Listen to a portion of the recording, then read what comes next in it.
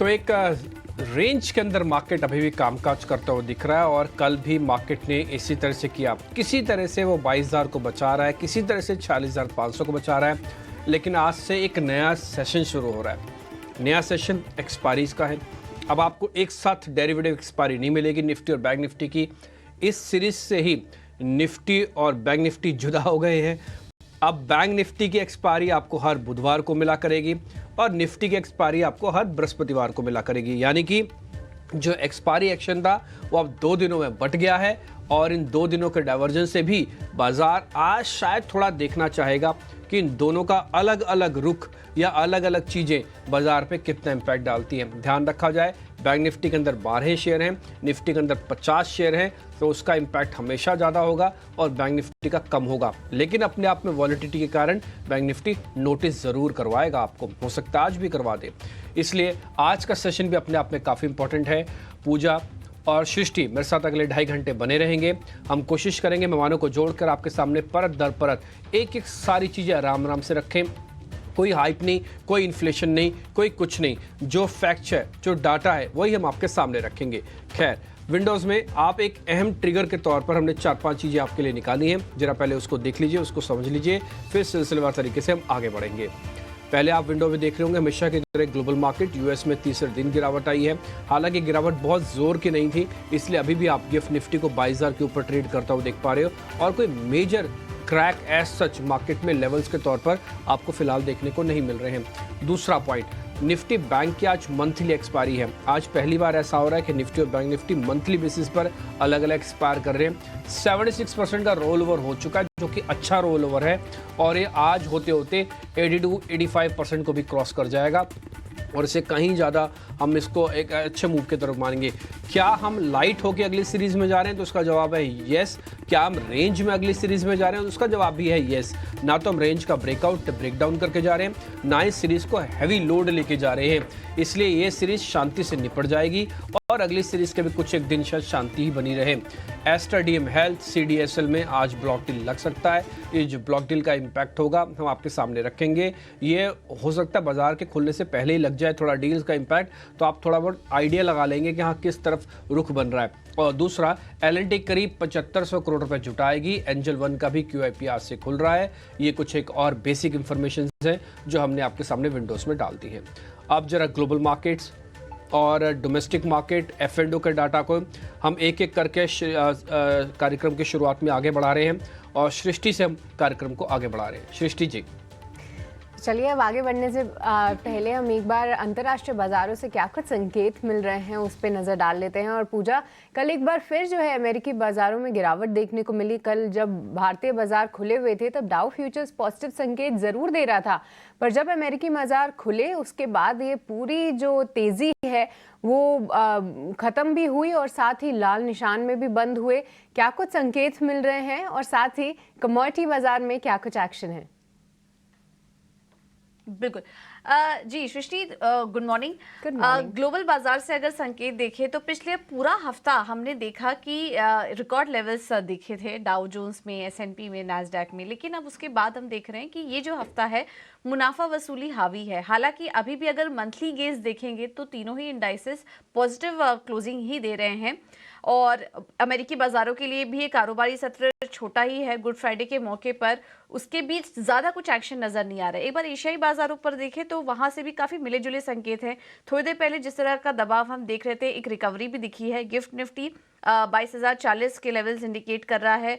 Hong Kong के बाजार, चीन और कोरिया के बाजार भी लाल निशान में ही है, लेकिन काफ़ी स्टेबल कारोबार हो रहा है। वहीं दूसरी तरफ जापान के बाजार करीब 1% की मजबूती वहाँ पर देखने को मिल रही है। तो एशियाई बाजारों से तो संकेत काफ़ी मिले जुले हैं। अमेरिकी बाजारों की बात करें तो कल भी हमने देखा कि S&P 500 में लगातार तीसरे दिन गिरावट थी। डाउ जोन्स और नैस्डैक भी लाल निशान में बंद हुए और यहाँ पर जैसा कि हमने कहा कि मुनाफा वसूली का दबाव हावी है। इस बीच काफ़ी सारे आर्थिक आंकड़े आ रहे हैं यूएस में, जिससे भी काफ़ी मिक्स्ड इंडिकेशन मिल रहे हैं। अगर कंज्यूमर ड्यूरेबल गुड्स ऑर्डर की बात करें तो वहाँ पर 1.4% की बढ़त, लेकिन अनुमान से कमज़ोर। कंज्यूमर कॉन्फिडेंस के जो आंकड़े आए हैं वो अनुमान से बेहतर नज़र आ रहे हैं। इस बीच फेडरल रिजर्व के जो ऑफिशियल्स के बयान है वो भी एक एक करके आ रहा है, तो उस पर भी बाजार थोड़ा बहुत रिएक्ट कर रहा है। और आज और कल भी काफ़ी सारे इंपॉर्टेंट नंबर्स आएंगे। जॉबलेस क्लेम के आंकड़े, जीडीपी, कंज्यूमर सेंटिमेंट के आंकड़े और एसएमई पीसीई यानी कि पर्सनल कंजम्पशन एक्सपेंडिचर, जिसको कि फेड काफ़ी क्लोजली वॉच करता है, ट्रैक करता है, ये भी आंकड़े इसी हफ्ते आएंगे। तो आर्थिक आंकड़ों पर नजर रहेगी। वहां पर भी जैसा कि हमने कहा कि कारोबारी सत्र थोड़ा छोटा है, तो ज्यादा कुछ एक्शन नजर नहीं आ रहा है, मुनाफा वसूली बनी हुई है, लेकिन जो नंबर्स आ रहे हैं उस पर नजर बनी रहेगी। यूरोप के बाजार से संकेत ठीक ठाक ही दिखाई दे रहे हैं। बॉन्ड मार्केट स्टेबल हैं, डॉलर इंडेक्स में भी ज्यादा कुछ एक्शन नहीं देखने को मिल रहा है, उसके चलते सोने को एक सपोर्ट मिल रहा है और 2200 के ऊपर के लेवल्स इस वक्त गोल्ड में देखने को मिल रहे हैं। कच्चे तेल के लिए भी काफी मिले जुले फैक्टर्स और कारोबार वहां पर हो रहा है। 85 से $86 के बीच ही हम कच्चे तेल में भी कारोबार देख रहे हैं, क्योंकि यहाँ पर डिमांड साइड भी कंसर्न है, सप्लाई साइड भी कंसर्न है। यूएस, यूक्रेन और रशिया, और जिस तरह से लाल सागर में अब टेंशन बढ़ती चली जा रही है, दोनों साइड के फैक्टर्स कच्चे तेल में काम कर रहे हैं। तो ओवरऑल अगर बात करें, आज अगर भारतीय बाजारों के संकेत के लिए बात करें तो काफी मिले जुले संकेत यूएस मार्केट से भी और दुनिया भर के बाजारों से देखने को मिल रहे हैं। लेकिन चलिए अब आगे बढ़ते हैं और आगे समझ लेते हैं कि एफआईआईज के डेटा और वायदा बाजार में किस तरह के आंकड़े निकल कर आ रहे हैं। तो सबसे पहले शुरुआत करते हैं एफआईआईज और डीआईआईज के आंकड़ों से। और डिम्पी, आपसे समझना चाहेंगे इस वक्त एफआईआईज की होल्डिंग से कैसे संकेत मिल रहे हैं? प्राइस के किसी भी तरह का कोई चेंजेस ही नहीं है, सिर्फ 1% का चेंज है। 34 से 33 है, वो भी राउंड ऑफ करेंगे तो 34 ही बन जाएगा। तो उसमें तो एज सच कोई चेंजेस है नहीं। हाँ, जो चेंजेस हो रहे हैं और जो नोटिसेबल चेंजेस हो रहे हैं वो हो रहे हैं डीआईज में। डीआईज जो है मार्केट के अंदर धीरे धीरे करके ठीक चुनावों से पहले माल ले रहे हैं, और आपको यकीन नहीं होगा पिछले 2 दिनों में करीब उन्होंने 8% लॉन्ग पोजीशंस को बढ़ा दिया अपना। पहले वो 45% पे हुआ करते थे, कल उन्होंने 5% बढ़ाया तो 50 हो गए, और मतलब परसों 5% बढ़ाया और कल इन्होंने 3% बढ़ाया। तो 2 दिन में 8% का चेंज ये डीआईज में आया ना, ये बाज़ार को बहुत बढ़िया वाला सपोर्ट दे रहा है, और ये सपोर्ट बहुत काम का है। इसलिए आप देखोगे कि एफआईआईज की थोड़ी बेरुखी सी है। रिटेल के पास कुछ है नहीं। रिटेल तो एक्चुअली भी वेट एंड वॉच कर रहा है कि भाई साहब, मेरे बड़े भाई साहब आप हो, आप मेरे बड़े भाई, आप कुछ तो करो, आपको करोगे तभी तो मैं कुछ करूँगा। तो रिटेल तो चुप करके बैठा हुआ है। रिटेल सिर्फ 2 काम कर रहा है। पहला, इस चर्निंग में वो कट रहा है, जो चर्न हो रहा है मार्केट के अंदर। दूसरा, वो अगर वो चर्निंग में नहीं कट रहा तो कोई पैसा नहीं बना रहा, वो सिर्फ चुप करके बैठा हुआ है और सिर्फ वेट एंड वॉच कर रहा है कि कोई ब्रेकआउट या कोई ब्रेकडाउन मिल जाए। जो लगातार हम भी आपको बता रहे हैं, जब तक ब्रेकआउट या ब्रेकडाउन नहीं मिलता आप इस चर्निंग का पार्ट मत भरना, नहीं तो फालतू में पिसे जाओगे, मारे जाओगे। इसलिए रिटेल और एफआईआईज, इन दोनों का रुख कुछ नहीं है। और मैं बताऊं, बाजार को मूवमेंट देने के लिए इन दोनों के रुख में चेंजेस होना बहुत जरूरी है। डीआईआईज तो सिर्फ एक स्टेबिलिटी का काम करता है, वो आपको रोक देगा, आपको गिरने के ट्रेंड को रोक देगा, वो अच्छा काम हो रहा है। लेकिन बढ़ने और गिरने के लिए एफआईआईज और रिटेल की होल्डिंग में बदलाव होना बहुत ज़रूरी है। फिलहाल तो इस होल्डिंग से मैं इतना कह सकता हूँ आपको कि जो इमीडिएट स्टॉप लॉसेज हैं मार्केट के, जैसे 21,800 निफ्टी का है, 40,000, 40,300 बैंक निफ्टी का है, वो जल्दी जल्दी नहीं टूटेंगे अब। तो डीआईआईज की होल्डिंग तो बढ़ रही है, लेकिन एफआईआईज और रिटेल में हम कुछ बदलाव नहीं देख रहे हैं। लेकिन डिम्पी, आपसे समझना चाहेंगे फिर निफ्टी की अगर बात करें तो वहां पर मौजूदा और नए लॉन्ग वाले क्या करें?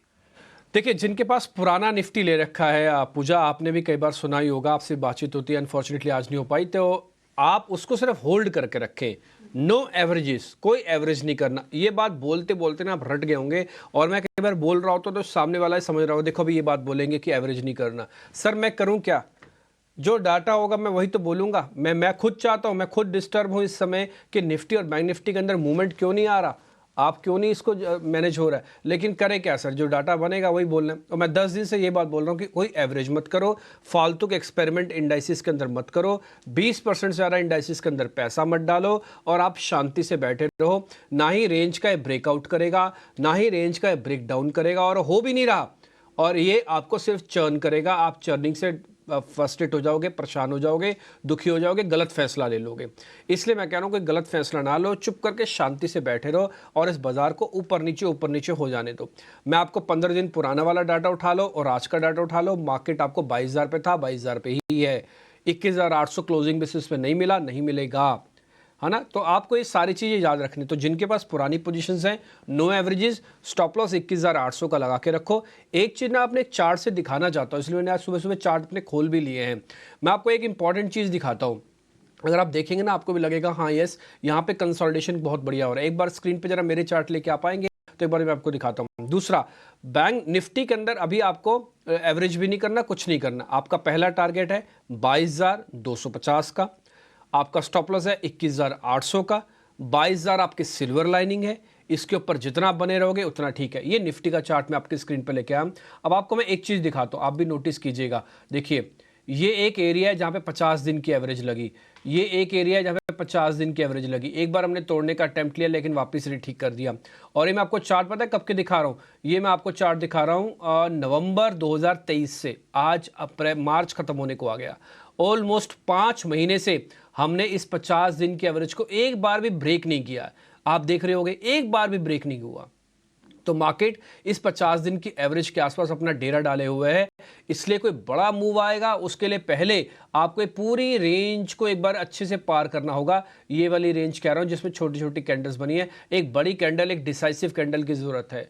जब तक ये छोटी छोटी कैंडल्स बनती रहेंगी ना डेली बेसिस पर, आप समझ लेना बाजार के अंदर कुछ भी नहीं होगा। और ये बात मैं नहीं बोल रहा, सिर्फ डाटा बोल रहा है। ठीक, आते हैं आप, ये आपको मोटा मोटी हो गया। अब पूजा कोई और क्वेश्चन? जी हाँ, ये तो आपने लॉन्ग वालों के लिए बात की। शॉर्ट वालों के लिए भी क्या यही सलाह है, जो नए शॉर्ट है या जिनकी ऑलरेडी होल्डिंग शॉर्ट में है, उन्हें आप क्या सलाह देंगे? शॉर्ट भी नहीं करना चाहिए, मैं तो कई बार मना कर रहा हूँ कि शॉर्ट करने का है नहीं। उसकी दो वजह मैंने आपको बताई। आप फ्यूरियस बुल रन के अंदर हो, लेकिन वो बुल रन है लेकिन वो रेंज का बुल रन है अभी तो फिलहाल तो इसलिए शॉर्ट करके पैसा बनाए। आप एक काम करके पैसा बना सकते हो, बाइंग ऑन डिप कर दो बजाय सेल ऑन राइज करने के। सेल ऑन राइज करने की प्रोबेबिलिटी भी खराब है और पैसे भी कम बनेंगे। बाइंग ऑन डिप में प्रोबेबिलिटी भी ठीक है, मान लो फंस गए तो ऊपर भी आ जाओगे कभी। और अगर बाइंग ऑन डिप करोगे तो आपके पैसे बनने के चांसेस भी, आप एक दो बार नहीं, आप हफ्ते में 3-4 बार एक ऐसा कर सकते हो काम कि जब भी आपको डिप मिले आप एक लेवल्स बना के रखो, ढूंढ के लेवल रखो कि मेरे सपोर्ट एरियाज हैं, मैं यहाँ पे लूंगा, 50 पॉइंट का एक स्टॉप लॉस डालूंगा, पुल बैक मिल गया 100 पॉइंट आगे बाहर आ जाना। ठीक, तो शॉर्ट से फिलहाल बचना चाहिए। लेकिन फिर भी किसी ने शॉर्ट कर रखा है हेज के हिसाब से, सब कुछ के हिसाब से, या उसका लकी है शॉर्ट करना, तो जो भी है वो 22,250 जब तक कटता नहीं, शॉर्ट्स वाले भी जिंदा रहेंगे सिस्टम में। तो 22,250 के बाद ही शॉर्ट्स वालों के लिए खतरा पैदा होगा, उससे पहले तक कोई शॉर्ट्स वालों के लिए भी खतरा नहीं है, क्योंकि मार्केट रेंज का है और नीचे के लेवल्स भी टेस्ट करता है बार बार। तो आपका पहला टारगेट 21,800 का ही बनेगा, 22,250 का स्टॉप लॉस लगाएं, एवरेज नहीं करना, जो है सो है। ठीक है, तो ये है रणनीति। निफ्टी में रेंज में रहेगा, बाय ऑन डिप्स की रणनीति अपना के चले। अब बात करते हैं बैंक निफ्टी की, इस पर भी बताइए डिम्पी, मौजूदा लॉन्ग पोजीशन वाले क्या करें? देखिए, जिनके पास भी लॉन्ग पोजीशंस है ना, वो होल्ड ही करें। आज पहली बार निफ्टी और बैंक निफ्टी थोड़ा बिछड़कर अलग अलग एक्सपायरी कर रहे हैं और उसका इंपैक्ट हम पहली बार मार्केट के अंदर देखेंगे। आगे भविष्य में भी होगा ये, क्योंकि बैंक निफ्टी अब अलग से एक्सपायर होगा। तो इसलिए बैंक निफ्टी को आप क्लियरली वॉच करें। मैं अपने चार्ट के जरिए एक चीज बैंक निफ्टी का आपको फिर से नोटिस करवाना चाहता हूं, अगर आप देखेंगे तो आपको भी अच्छा लगेगा, आपके लिए भी बहुत इंपॉर्टेंट चीज है। दूसरा, पहले मैं आपको लेवल्स भी बता दूं जब तक चार्ट फायर होंगे। 46,500 के ऊपर एक सिल्वर लाइनिंग है, जितना आप इसके ऊपर रहेंगे उतने चांसेस हैं। पहले चार्ट दिखाता हूं, देखिए अभी आपको मैंने निफ्टी का जब चार्ट दिखाया था, हमने कभी भी 200 दिनों की एवरेज की बात नहीं की थी, लेकिन मैं इसमें 200 दिनों की एवरेज की बात बोलूंगा। ये देखो, ये 200 दिनों के एवरेज का सपोर्ट, ये 200 दिनों की एवरेज का सपोर्ट। लेकिन उसके बाद अब ये सपोर्ट लेना शुरू कर रहा है 50-50 दिनों की एवरेज पे। अब ये 200 को टेस्ट नहीं करता, इससे पहले कर चुका है। जबकि निफ्टी ने तो कभी भी 200 दिन का एवरेज का टेस्ट ही नहीं किया नवंबर में, वो तो सिर्फ 50 दिन पे रुक जाता है। तो इसकी जो वीकनेस थी ना, अपनी वीकनेस को धीरे धीरे करके खत्म कर रहा है, बट इसका पुल बैक नहीं आ रहा। सिर्फ वही हमको वेट करना है कि ये पुल बैक हमको स्ट्रांग मिल जाए। अदरवाइज इसने एक अच्छा काम कर लिया कि अपना जो पुराने वाला बेस था उसको थोड़ा सा बेस को ऊपर की तरफ शिफ्ट कर दिया। अगर आप देखेंगे तो आपको और क्लियर होगा, ये इसका पुराने वाला बेस है और अब ये आप यहाँ पे नए वाला बेस ये देख पा रहे हैं। ठीक, बातें लेवल्स पे 46,300, 46,000 का एक स्टॉप लॉस आपको रखना चाहिए और दूसरा 46,800 और 47,000 का आपको टारगेट रखना चाहिए।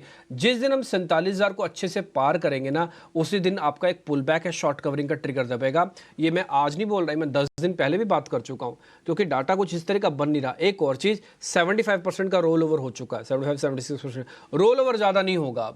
आज सिर्फ 5 से 10% तक का रोल ओवर होगा। तो बैंक निफ्टी रोल ओवर के लिहाज से कुछ मत देखना आज। हाँ, बैंक निफ्टी को लेवल के हिसाब से देखना। अगर लेवल्स में 46,700 को या 46,300 को टेस्ट करता हो, दोनों में से किसी एक को ब्रेक करता है, ये ड्रैग करता हुआ लेके जाएगा 200 पॉइंट और ऊपर नीचे।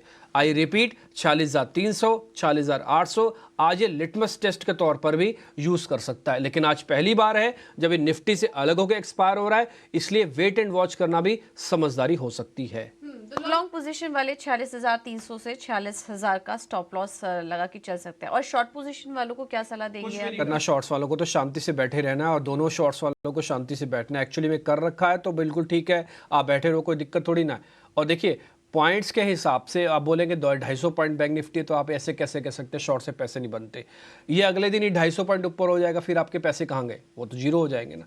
तो अगर आप इसको 10 दिन के हिसाब से देख रहे हो तो आप नेट में कुछ नहीं पा रहे हो, लेकिन आप पर डे के हिसाब से देखोगे तो शायद पा जाओगे। इसलिए आप अगर पोजिशनल, पहले आपको क्लियर तो करो मैं हूँ कौन। मैं आप स्विंग ट्रेडर हूँ तो फिर कोई पैसा नहीं बनेगा, रेंज में हो आप। हाँ, लेकिन आप इंट्राडे ट्रेडर हो तो खूब पैसा बन सकता है, क्योंकि 250-300 पॉइंट के मूवमेंट आ रहे हैं, उससे कहीं ज़्यादा के भी मूवमेंट आ रहे हैं। तो आपको शॉर्ट करना है तो अभी आप शॉर्ट मत करो, एवरेज भी मत करो। कर रखा है तो 40,000, 47,000 और 40,800 ये दो स्टॉप लॉसेस लगा लो। दो चरणों के स्टॉप लॉसेस है, 40,800 और 47,000 का। कोई एवरेज करने की फिलहाल जरूरत नहीं है, शांति से बैठो। और मेरे को लग रहा है आज का दिन बैंक निफ्टी के लिए क्रिटिकल डे है, क्योंकि आज वो अलग होकर एक्सपायर कर रहा है। एक और चीज मैं बोलना चाहता हूं, आप ना वॉल्यूम मत बढ़ाओ। मैं फिर से एक आपको फॉर्मूला देता हूं इस समय रेंज का। 20% इंडेक्स में पैसा रखो, 40% स्टॉक्स में पैसा रखो, और 40% कैश में पैसा रखो। उसका इस्तेमाल ही मत करो। बोलो जी कैश में बड़ा मार तो पैसा खराब हो रहा है। बॉस, पैसा बच रहा है, खराब नहीं हो रहा। उनसे पूछो जो इस चर्निंग में मारे जा रहे हैं, बाजार वहीं का वहीं है, लेकिन उनके अकाउंट्स में आ गए 2-2 लाख रुपए के घाटे। तो थोड़ा सावधानी रखिए। अच्छे से आता है ट्रेड करना तो ठीक है स्विंग ट्रेडिंग का, नहीं तो फिर शांति बनाए रखो जीवन में। ठीक है, तो ये रणनीति आपके लिए निफ्टी और बैंक निफ्टी दोनों के लिए ही कौन से लेवल्स हैं जहां पे आपको रखनी है नज़र, और आज के लिए क्या कुछ आपकी स्ट्रैटेजी होनी चाहिए वो भी आपको डेटा के दम पे डिम्पी जी ने बताई। पर चलिए अब आगे बढ़ते हैं और हमारे एक्सपर्ट से जुड़ेंगे और समझेंगे कि कैसे देख रहे हैं वो आज का बाजार, और साथ ही क्या कुछ स्टॉक्स पे है उनकी नज़र। इस बीच स्वागत करना चाहेंगे हमारे 3 खास मेहमानों का। संतोष मीना, आदित्य अरोड़ा और देवांग शाह अब हमारे साथ जुड़ चुके हैं। आप तीनों का बहुत बहुत स्वागत है। सबसे पहले आदित्य, आपसे समझना चाहेंगे कैसे देख रहे हैं आप निफ्टी और बैंक निफ्टी, क्योंकि आज निफ्टी बैंक की मंथली ऑप्शंस एक्सपायरी भी है। क्या कुछ डेटा बिल्डअप हो रहा है और आपकी आज की क्या स्ट्रैटेजी रहेगी दोनों ही इंडेक्स में? Very good morning to Good you morning. And to everyone. देखिए, मुझे लगता है कि बाजार बहुत कंसोलिडेट कर रहा है। जैसे डिम्पी जी बता रहे थे कि बाजार में कोई डायरेक्शन नहीं है अभी, और कल भी खास चेंज नहीं आया डेटा में। तो ओवरऑल बाजार में जो टेक्सचर बना हुआ था वही है, कंसोलिडेशन चल रहा था वही है। एंड एक इम्पॉर्टेंट पॉइंट जो है, इम्पॉर्टेंट टेक अवे ये है कि global market life time high पे ट्रेड कर रहे हैं। Dow Jones life time high पे है, S&P लाइफ टाइम हाई पे है, बट हमारा बाजार लाइफ टाइम हाई से काफी दूर है। निफ्टी ट्रेड कर रहा है 22,100, और हमारा हाई 22,500, 22,600 के आसपास है। तो मुझे लगता है कि ये कैचअप रैली कहीं ना कहीं रंग दिखला सकती है, बट आज कोई खास ट्रिगर नहीं है। तो मुझे लगता है कि इंट्राडे के हिसाब से शायद कंसोलिडेशन फिर से जारी रहे, बट नीचे के लेवल से बाइंग एविडेंट है निफ्टी में, बैंक निफ्टी दोनों में। और नेक्स्ट लेग ऑफ रैली मुझे लगता है कि बैंक निफ्टी की साइड से ही आ सकता है, क्योंकि कल भी हमने देखा NBFC में बहुत अच्छा पार्टिसिपेशन था। Although Nifty bank Nifty drag कर रहे, बट मिड कैप ने वापस रिकवर करना चालू कर दिया है।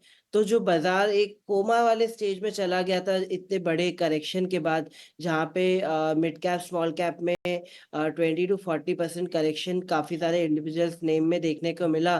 तो बाजार एक नया बेस बना रहा है। एक बार बेस फॉर्मेशन अच्छे से हो जाता है, अभी मार्केट पार्टिसिपेशन ब्रॉडन हो रहा है, स्मॉल कैप लार्ज कैप में भी रैली आ रही है, तो बेस बना रहा है बाजार। एक बार बेस एस्टेब्लिश हो जाता है तो मुझे लगता है कि निफ्टी 22,500 से 23,000 के तरफ जा रहा है, और बैंक निफ्टी में भी मुझे लगता है 2 से 3,000 पॉइंट की रैली देखी जा सकती है। इंट्राडे व्यू न्यूट्रल है, बट एक वीक का व्यू बनाए तो मेरा नजरिया पॉजिटिव है। ठीक है, दोनों ही इंडेक्स पे पॉजिटिव नज़रिया है और निफ्टी बैंक यहाँ पे आप रखिए नज़र कि आज वहाँ से जो तेज़ी है अगर उस पे अगर बैंक निफ्टी में तेज़ी होती है तो आपको वहाँ पे रखनी है नज़र और साथ ही यहाँ पे ढूंढने हैं बाय ऑन डिप्स की रणनीति और स्ट्रैटेजी पर।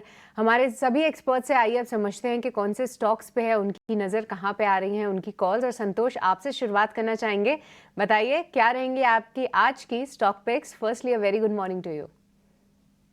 Yes, Asti, good morning and good morning to everyone. So definitely market एक रेंज में ही अटका हुआ है, ऑप्शन राइटर्स के एरिया में है, तो मार्केट एक डायरेक्शन का वेट कर रहा है। तो जब तक मार्केट को एक प्रॉपर डायरेक्शन नहीं मिलती, स्टॉक स्पेसिफिक मूवमेंट काफी अच्छा बना हुआ है, तो हमारा फोकस स्टॉक्स पर ही रहेगा। तो पहला मेरा स्टॉक रहेगा आइनॉक्स इंडिया। ये रिसेंटली लिस्टेड एक कंपनी है, बट फंडामेंटल काफी स्ट्रॉन्ग है, टेक्निकली भी देखो तो एक स्टॉक बेस बनाकर वापस चलने को तैयार है। तो ये शॉर्ट टर्म स्टॉक है मेरा, यहाँ पर 1150 का स्टॉप लॉस रखना चाहिए और 1400 का टारगेट मेंटेन करना चाहिए। और किसी को अगर पोर्टफोलियो में एज इन्वेस्टमेंट पिक भी रखना चाहिए तो मेरे हिसाब से स्टॉक बहुत अच्छा है लॉन्ग टर्म के लिए। सेकंड स्टॉक केमिकल पे हम पिछले कुछ दिनों से बुलिश है, एसएफ आई थिंक लगातार सब हाईलाइट करते जा रहे हैं। मुझे लगता है कि एक्सपायरी के जितना नजदीक जाएगा इसमें और मोमेंटम बनेगा। यहाँ पर 2600 के आसपास कॉल राइटिंग है काफी ज्यादा। आखिर में मुझे लगता है कॉल राइटर्स थोड़े से बैकफुट पर नजर आएंगे, जो शॉर्ट कवरिंग में और तेजी कर सकता है। तो यहाँ पे 2660 का टारगेट रहेगा और 2550 का स्टॉप लॉस रहेगा। यह है संतोष जी की सलाह। आइनॉक्स इंडिया और एसआरएफ में आप कर सकते हैं खरीदारी। देवांग जी, अब आपसे भी जानना चाहेंगे, आप ट्रेडिंग के मौके कहाँ पर देख रहे हैं? मॉर्निंग। ओवरऑल बात करें यहाँ पे ट्रेडिंग आइडियाज की, तो यहाँ पे पिडिलाइट इंडस्ट्रीज, ओवरऑल हम चार्ट स्ट्रक्चर की बात करें, पॉजिटिव चार्ट स्ट्रक्चर है। ऑल्सो हमें ब्रेकआउट भी देखने मिला है स्टॉक में, तो हमें लगता है और भी आगे इसमें मोमेंटम कंटिन्यू रह सकता है। पिडिलाइट खरीदने की सलाह रहेगी। स्टॉप लॉस रखना है 2950, टारगेट है 3080। नेक्स्ट स्टॉक रहेगा क्यूमेंस इंडिया। क्यूमेंस इंडिया की बात करें तो स्टॉक एक हाइपर स्ट्रक्चर में कंटिन्यूस ट्रेड कर रहा है। ऑल्सो मेरे शॉर्ट टर्म मूविंग एवरेज के ऊपर ट्रेड कर रहा है, तो हमें लगता है क्यूमेंस इंडिया में भी ओवरऑल हमें अपसाइड देखने मिल सकता है। स्टॉप लॉस रखना है 2915 का, टारगेट है 3040। ठीक है, पिडिलाइट कल भी किसी एक्सपर्ट ने दिया था और आज भी फिर से पिडिलाइट को लेकर चर्चा हो रही है और ये शेयर मेरे को भी लग रहा है कि ठीक है। दूसरा, आप कमिंस इंडिया के बारे में भी सर बात करें दिवांग, और मेरे को ऐसा लग रहा है कि ये शेयर भी बढ़िया है क्योंकि ये टिपिकली एक्सपायरी शेयर हो गया आप कमिंस इंडिया। मैं कल बताता हूँ पिडिलाइट किसने दिया था। नहीं, मेरे पास अभी वो है नहीं पिडिलाइट लिखा हुआ। कल शायद किसी ने ओपनिंग ट्रेड में हमको पिडिलाइट दिया था, मैं उससे मैं लिख नहीं पाया। बट हाँ, पिडिलाइट एक बढ़िया शेयर, ध्यान देने वाला शेयर है और आप यहाँ पे ज़रूर ट्रेड रखिएगा। अच्छा, एक एसआरएफ के बारे में जिक्र किया था अभी संतोष सर ने, वो ट्रेड भी बहुत ध्यान देने वाला है। हम कल भी इसके बारे में जिक्र कर रहे थे कि एसआरएफ का एक फ्लैग ब्रेकआउट जैसा कोई चीज़ें दिख रही है हमको, और कल वो बढ़िया चला इंस्पाइट ऑफ दिस कि कल बाजार वीक था। कल मार्केट ने 90 पॉइंट का गोता लगाया, बैंक निफ्टी ने 250 पॉइंट का गोता लगाया, लेकिन उसके बावजूद भी एसआरएफ अच्छे से बंद हुआ 2660 का। संतोष सर की ये कॉल काफ़ी इंटरेस्टिंग है और पिडिलाइट मेरे को दिवांग की कॉल बहुत ही अच्छी लग रही है, यहाँ पे ध्यान दिया जाए। आगे बढ़े, इसके अलावा ऐसा नहीं कि और ट्रेड शेयर खराब है, और शेयर भी बढ़िया है, बट ज़्यादा फोकस ये इन शेयर्स पे रखना चाहिए। आदित्य, आपके ट्रेडिंग कॉल्स? देखिए, मुझे लगता है कि ऑयल इंडिया एक अच्छा कैंडिडेट है, बुलिश कैंडिडेट है। इसको बाय किया जा सकता है 611.45 में। स्टॉप लॉस रहेगा 575 का और टारगेट रहेगा 650 का।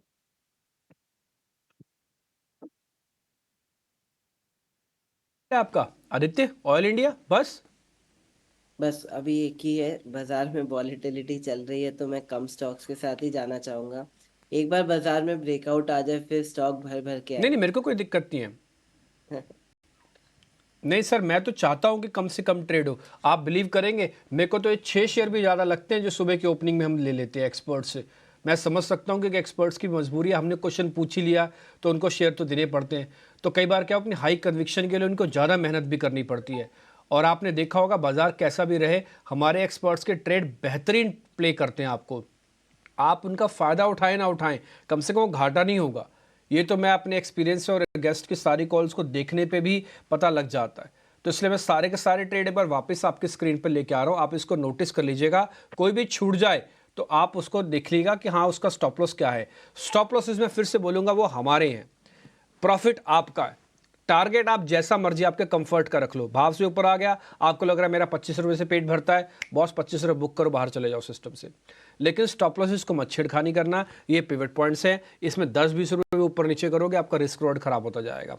सबके ट्रेड हमने स्क्रीन पर वापस से चला दिए हैं, किसी का छोड़ना नहीं। सिर्फ एक आदित्य का ट्रेड है, ऑयल इंडिया एक, और इसके अलावा दिवांग सर के 2 ट्रेड हैं, INX और SRF हैं संतोष सर के, और दिवांग सर का पिडिल और कमिंस इंडिया। सबके लेवल्स और स्टॉप लॉस हमने लिखे हुए हैं, अच्छे से आप नोट कर लीजिएगा। आगे बढ़े, इंडाइसिस का पूरा गेम पूरा आपने शेयर्स नोट कर लिए होंगे। अब एक चरणबद्ध तरीके से और आगे बढ़ते हैं। खबरों वाले शेयर्स आपके लिए रखते हैं। शरद मेरे सहयोगी मेरे से जुड़ रहे हैं। शरद, गुड मॉर्निंग, बताएं आज के stocks in news. Good morning Dimpy. तो आज जो है शुरुआत 2 ब्लॉक डील से करेंगे। सबसे पहला एस्टर DM हेल्थ केयर। यहाँ पे PE फर्म ओलंपस जो है लगभग 10% स्टेक की बिकवाली कर सकती है, जिसका कुल वैल्यू जो है लगभग 1960 करोड़ का है। फ्लोर प्राइस लगभग आप कह सकते हैं 9% डिस्काउंट पे, और इस PE फर्म का 19% स्टेक ऑलरेडी कंपनी में है, यानी कि स्टेक सेल के बाद 10% के नीचे इनका स्टेक आ जाएगा। CDSL में स्टैंडर्ड चार्टर्ड बैंक अपनी सारी इंटायर स्टेक को जो है सेल कर सकती है। 7% का स्टेक है, जिसका वैल्यू 1250 करोड़ का है। फ्लोर प्राइस अगर देखें तो यहाँ पे लगभग 6% का डिस्काउंट है। एंजल वन भी फोकस में रहेगा। यहाँ पे उनके 1500 करोड़ का QIP इशू खुल गया है, और फ्लोर प्राइस जो इंडिकेटिव QIP प्राइस होती है वो 6% डिस्काउंट पे। अब याद रखिए, ये एक्सचेंज मार्जिन और बिजनेस एक्सपेंशन के लिए ये फंड रेज हो रहा है। ICICI सिक्योरिटीज़ की आज अहम बोर्ड मीट है। यहाँ पे शेयर होल्डर्स जो हैं अपने डीलिस्टिंग के ऊपर जो रेजोल्यूशन है उस पर जो है विचार करेंगे। ऑफकोर्स ICICI बैंक भी इस पर फोकस पे रहेगा। आज जो है निफ्टी इंडेक्सेस की जो है एडजस्टमेंट की जो रीजिग होती है फ्लोज, वो आज होने वाली है। एडजस्टमेंट होगा कल, लेकिन जो फ्लोज मूवमेंट होगा आज दिन के एंड ऑफ द ट्रेड में देखने मिलेगा। श्रीराम फाइनेंस एंटर करने वाला है निफ्टी इंडेक्स में। नुवामा के हिसाब से $271 मिलियन का इन्फ्लो का एक्सपेक्टेशन है। वही UPL इंडेक्स में शामिल अब नहीं होगा, यहाँ से आउट होगा। लगभग $100 मिलियन का आउटफ्लो का एक्सपेक्टेशंस है। सनोफी भी सिप्ला के साथ 5 साल का करार किया है नर्वस सिस्टम के ड्रग्स के लेके, और वॉकहार्ट की जो QIP है क्लोज हो गई है। 480 करोड़ रुपए उन्होंने रेज़ किया। लेकिन जो दिग्गज नाम सामने आ रहे हैं वो नाम सामने आ रहे हैं प्रशांत जैन, जिनकी 3P इक्विटी इंडिया फंड है। इसके अलावा मधुसूदन केला के प्रमोटेड एंटिटीज़ भी हैं। तो दिग्गज इन्वेस्टर्स जो हैं वॉकहार्ट के QIP लिस्ट में शामिल हैं, तो इस स्टॉक को भी ज़रूर फोकस में रखिएगा। L&T की भी बड़ी फंड रेज हुई है। 7500 करोड़ की डेट के ज़रिए जो है वो फंड रेज करने वाले हैं। और इम्पॉर्टेंटली श्याम मेटालिक्स, उनकी JV आर्म है, उनको एक बड़ा आयरन ओर का ब्लॉक मिला है महाराष्ट्र में 1526 एकड़ का हेक्टर्स का। तो ये एक बड़ा न्यूज़ फ्लो है श्याम मेटालिक्स के लिए। और आखिर में अनंत राज के बारे में बात करेंगे। यहाँ पे हमने इस स्टॉक को हमने आपको पहले 18 हाउस सदस्य में बता दिया था कि यहाँ पे री रेटिंग देखने मिल रहा है डेटा सेंटर के थीम पे। और यहाँ पे एक इंटरेस्टिंग न्यूज़ आया है। डेटा सेंटर आर्म की जो प्रोडक्ट ऑफरिंग्स है क्लाउड सोल्यूशंस पे और जो है वो अपने ऑफरिंग्स बढ़ा रहे हैं। और अब जो है डेटा सेंटर्स लगभग 300 मेगावाट की बन रही है NCR में।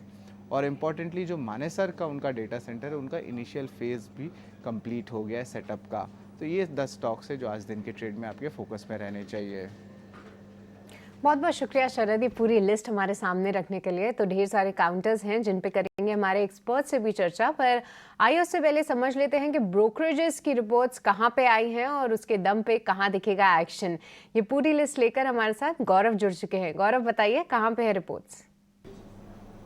जी हाँ, तो अगर हम ब्रोकरेजेस की बात करें तो सबसे पहले बात करते हैं ABB इंडिया की, क्योंकि UBS ने यहाँ पे UBS ने यहाँ पे एक बड़ा अपग्रेड लेके आया है ABB इंडिया के लिए। तो सबसे वहाँ पे अगर हम UBS की बात करें तो उन्होंने टारगेट प्राइस जो है वो हाइक करके 7,550 रुपीज़ का किया है, क्योंकि उनका मानना है कि कहीं पे इलेक्ट्रिफिकेशन एंड मोशन सेगमेंट में ये कंपनी काफ़ी अच्छा ग्रोथ दिखा सकती है। आगे जाके उनको कहीं पे अपसाइड रिस्क भी दिख रहा है कंसेंसस के जो एस्टिमेट्स है उसके लिए। और आगे जाके हमने जो अर्निंग्स में जो एक्सेलरेशन दिखा था ग्रोथ में, उनके हिसाब से ये जो है वो ग्रोथ सस्टेनेबल रह सकता है और आगे जाके काफ़ी ज़्यादा ग्रोथ लीवर्स है कंपनी के लिए। और इसीलिए एक बुलिश व्यू देखने को मिल रहा है, जहाँ पे 7,550 रुपीज़ का टारगेट प्राइस दिया है, जो कि अगर हम कंसेंसस की बात करें तो सबसे ज़्यादा है ABB इंडिया के लिए फिलहाल।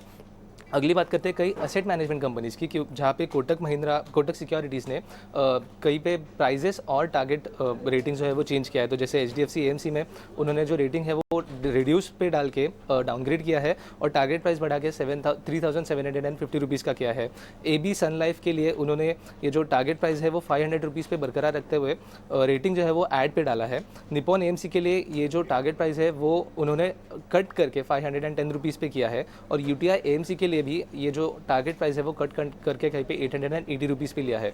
तो उनका मानना है कि कहीं पे ये जो करंट वैल्यूएशंस देख रहे हैं हम लोग एएमसीज़ में, वहाँ पे एक काफ़ी परफॉर्मेंस के लेके जो व्यूज़ है वो काफ़ी ज़्यादा कैप्चर हो चुके हैं। उसके अलावा अगर हम बात करें तो टेलविंड्स तो काफ़ी ज़्यादा दिख रहे हैं एचडीएफसी एएमसी में, कोटक सिक्योरिटीज़ को, बट फिलहाल के लिए जो वैल्यूएशन है वो सब फैक्टर इन कर रहे हैं और इसीलिए ये कहीं पे डाउनग्रेड देखने को मिल रहा है। और एबी सन लाइफ में कहीं पे उन्होंने अपग्रेड दिया है क्योंकि हमने देखा कि स्टॉक में कहीं पे अंडर परफॉर्मेंस हुआ था और इसीलिए एक बुलिश व्यू वहाँ पे देखने को मिल रहा है। अगली बात करते हैं रिलायंस इंडस्ट्रीज़ की, जहाँ पे गोल्डमैन सैक्स ने बाय रेटिंग बरकरार रखते हुए टारगेट प्राइस बढ़ा के 3400 रुपीज़ का किया है, क्योंकि उनका मानना है कि कहीं पे केपेक्स साइकिल जो है वो एक पीक लेवल पे है और रिटर्न्स भी एक इन्फ्लेक्शन पॉइंट पे है और यहाँ से जाके उनके हिसाब से हमें 17% का ग्रोथ देखने को मिल सकता है EBITDA में अगले 3 सालों तक। उसके अलावा अगर हम रिस्क रिवॉर्ड की भी बात करें तो काफ़ी फेवरेबल लेवल्स पे है कंपनी की और इसीलिए एक बुलिश व्यू उनके तरफ से मिल रहा है रिलायंस इंडस्ट्रीज़ के लिए। और आखिर में बात करते हैं ओएमसीज़ की, जहाँ पे सिटी ने अपने टारगेट प्राइस बरकरार रखते हुए जो रेटिंग है वो भी बरकरार रखा है बाय रेटिंग पे। जैसे कि IOCL पे उन्होंने टारगेट प्राइस 195 रुपीज़ का दिया है, BPCL पे 750 रुपीज़ का दिया है और HPCL पे 535 रुपीज़ का दिया है। तो हमने फिलहाल में देखा कि इस OMCs में हमें कहीं पे एक बेरिश व्यू देखने को मिल रहा था इन्वेस्टर्स की तरफ से, बट अभी सिटी का मानना है कि कहीं पे OMCs जो है वो काफ़ी अच्छे लेवल्स पे, अगर वैल्यूएशन की भी बात करें तो काफ़ी ज़्यादा फेवरेबल है। आगे जाके कहीं पे हमें गवर्नमेंट का पुश देखने को मिल सकता है PSUs की तरफ, जहाँ पे OMCs काफ़ी अच्छे बेनिफिशियरीज हो सकते हैं। और आखिर में अगर मार्जिन्स के आउटलुक देखें तो वो भी वहाँ पे भी कहीं पे एक पॉजिटिव व्यू उनका देखने को मिल रहा है। और आखिर में कहीं पे उनका मानना ये भी है कि जैसे ही नेक्स्ट गवर्नमेंट आ जाएगी तभी कहीं पे डायनामिक फ्यूल प्राइसिंग हमें देखने को मिल सकता है, जो कि काफ़ी पॉजिटिव रहेगा OMCs के लिए। और इसी के चलते हुए एक बुलिश व्यू उनका देखने को मिल रहा है OMCs पे और हम भी इन्हीं सब कंपनीज पे इसीलिए हमारी नज़र बनाई रखेंगे और देखेंगे कि कैसे रिटर्न्स जनरेट करते हैं ये इन्वेस्टर्स के लिए। ठीक है, तो ये है कुछ ब्रोकरेज रिपोर्ट्स और खबरों वाले शेयर्स भी हमने आपके सामने एक एक करके रखे। चलिए अब उन खबरों पर ही चर्चा कर लेते हैं और इस बीच हमारे साथ विनीत जी भी जुड़ चुके हैं। विनीत बुलिंजकर हमारे साथ मौजूद हैं, तो उनसे चर्चा करते हैं खबरों पर और ब्रोकरेज रिपोर्ट्स पर। Vineet ji, thank you so much ET now Swadesh को समय देने के लिए। तो आपसे पहले चर्चा करेंगे कुछ ब्लॉक डील्स पर। एक के बाद एक हम देख रहे हैं रोजाना कोई ना कोई ब्लॉक डील्स हो रही है और आज एस्टर DM हेल्थ केयर भी फोकस में है, यहाँ पर भी ब्लॉक डील होने की संभावना बताई जा रही है। तो कैसे देख रहे हैं आप इसको और एस्टर DM में अब क्या करें आज की खबर के चलते?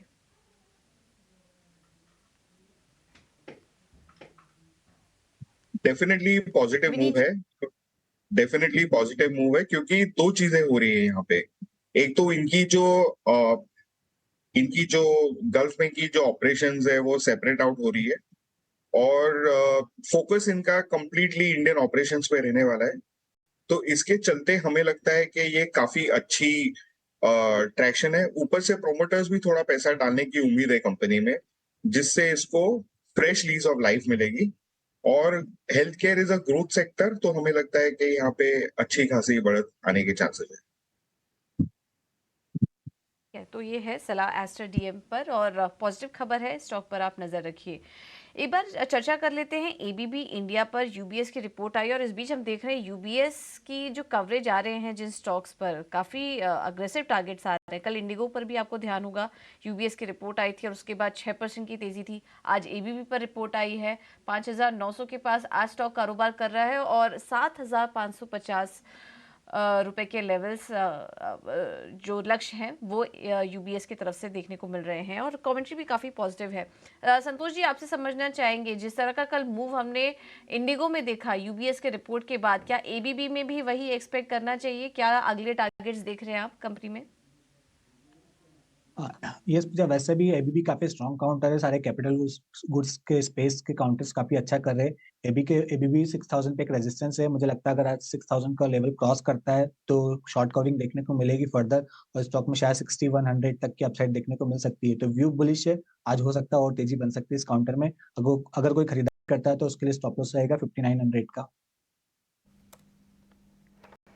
ओके, तो एबीबी इंडिया यहाँ पे रखनी है नज़र। और एक और काउंटर जो कि आज फोकस में रहेगा वो है वोकहार्ट फार्मा। एक बार विनीत आपसे ही इस पे राय लेना चाहेंगे, क्योंकि देखिए वोकहार्ट के लिए जो सबसे बड़ी कंसर्न्स थे वो कहीं ना कहीं उनकी डेट जो उनकी बुक्स पे था वो कहीं ना कहीं थोड़ी सी चिंता ज़रूर लाता था। पर इसी के साथ कंपनी के जो पाइपलाइन अगर हम देखें तो हाल फिलहाल काफ़ी स्ट्रॉन्ग बताई जा रही है।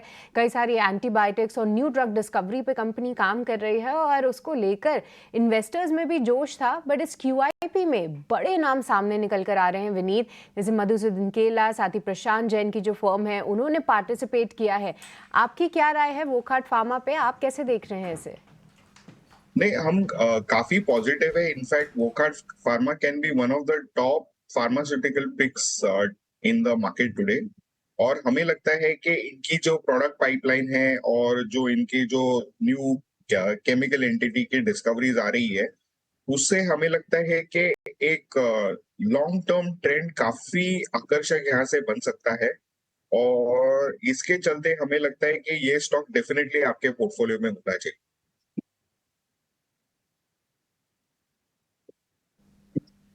ठीक है, तो वोकहार्ट फार्मा पे आज रहेगी नज़र। पर चलिए अब आगे बढ़ते हैं और समझते हैं कि बाजार के लिए क्या कुछ है, बड़े ट्रिगर्स कहाँ पे रखनी है आपको नज़र हमारे अगले सेगमेंट निकुंज की नज़र में।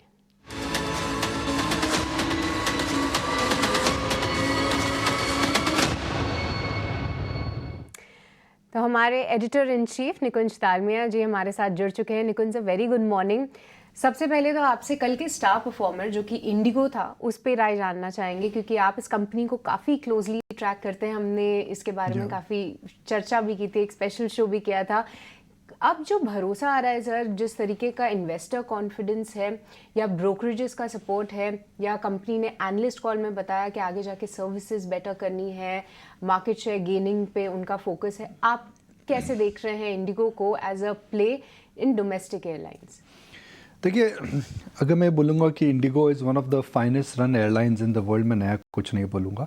इंडिगो के अंदर 2 या 3 चीज़ें हुई हैं। फैक्टर नंबर 1, जो प्रमोटर स्टेक का जो ओवरहैंग था वो कम होने लगा है, बिकॉज प्रमोटर के पास अब इसके 2 प्रमोटर्स थे। मैं दर्शकों को मैं बता दूँ, 1 promoter decided to exit IndiGo completely.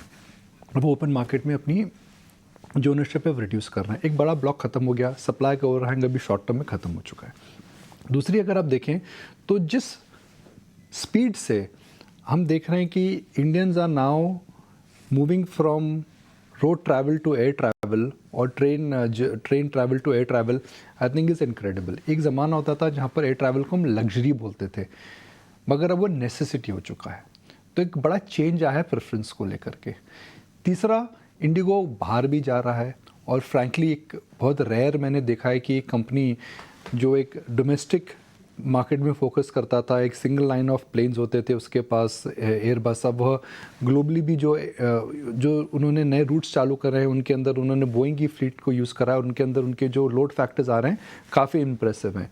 और तीसरा, जिस स्पीड से नए एयरपोर्ट्स बन रहे हैं, जिस स्पीड से हम देख रहे हैं कि छोटे छोटे टाउन्स के अंदर एयरपोर्ट और एयर कनेक्टिविटी आ रही है, जिसकी वजह से एक पूरे सेक्टर के अंदर हम देख रहे हैं कि बड़ा गेन आ रहा है।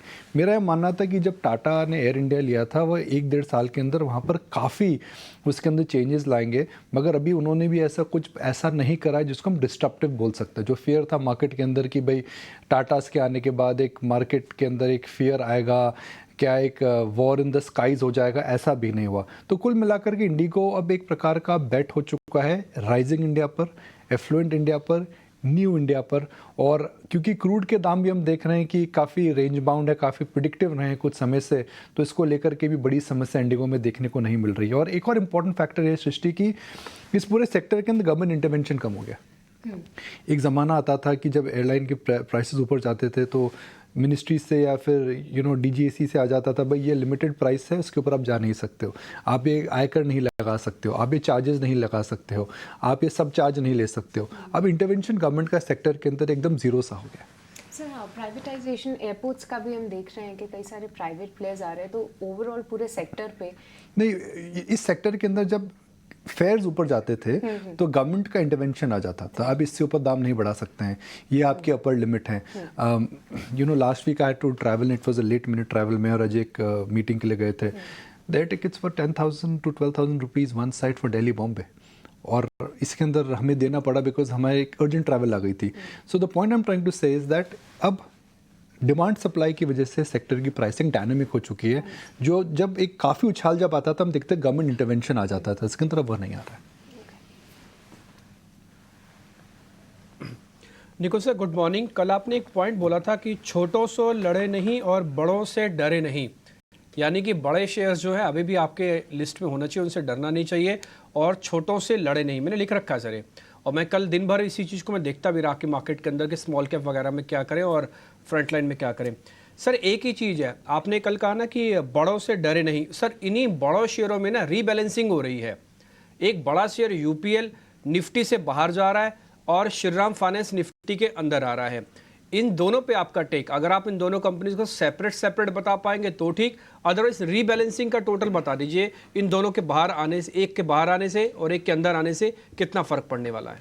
डीपी देखिए, इंडिया के अंदर निफ्टी फंड्स हैं वो डोमिनेंट नहीं है. इंडिया के अंदर अनलाइक ग्लोबल फंड जहाँ पे हम पैसिव इन्वेस्टिंग बहुत ज़्यादा देखते थे, वैनगार्ड के फंड्स हैं, ब्लैक रॉक के फंड्स हैं, इंडिया के अंदर निफ्टी को लेकर के इतनी बड़ी इतने बड़े फंड्स नहीं हैं. तो रियल इम्पैक्ट मेरे हिसाब से इन स्टॉक्स में आ चुका है. जब ये अनाउंसमेंट आई थी श्रीराम ट्रांसपोर्ट, श्रीराम के अंदर और यूपीएल के अंदर हमने देखा वो इम्पैक्ट आ चुका है. तो मुझे नहीं लगता है कि आज इनकी एंट्री और एग्जिट की वजह से इनके अंदर बहुत बड़ा कोई परिवर्तन आएगा. हाँ, इंडिविजुअली कंपनीज़ की अगर बात करें तो यूपीएल ने डिसअपॉइंट करा है जी.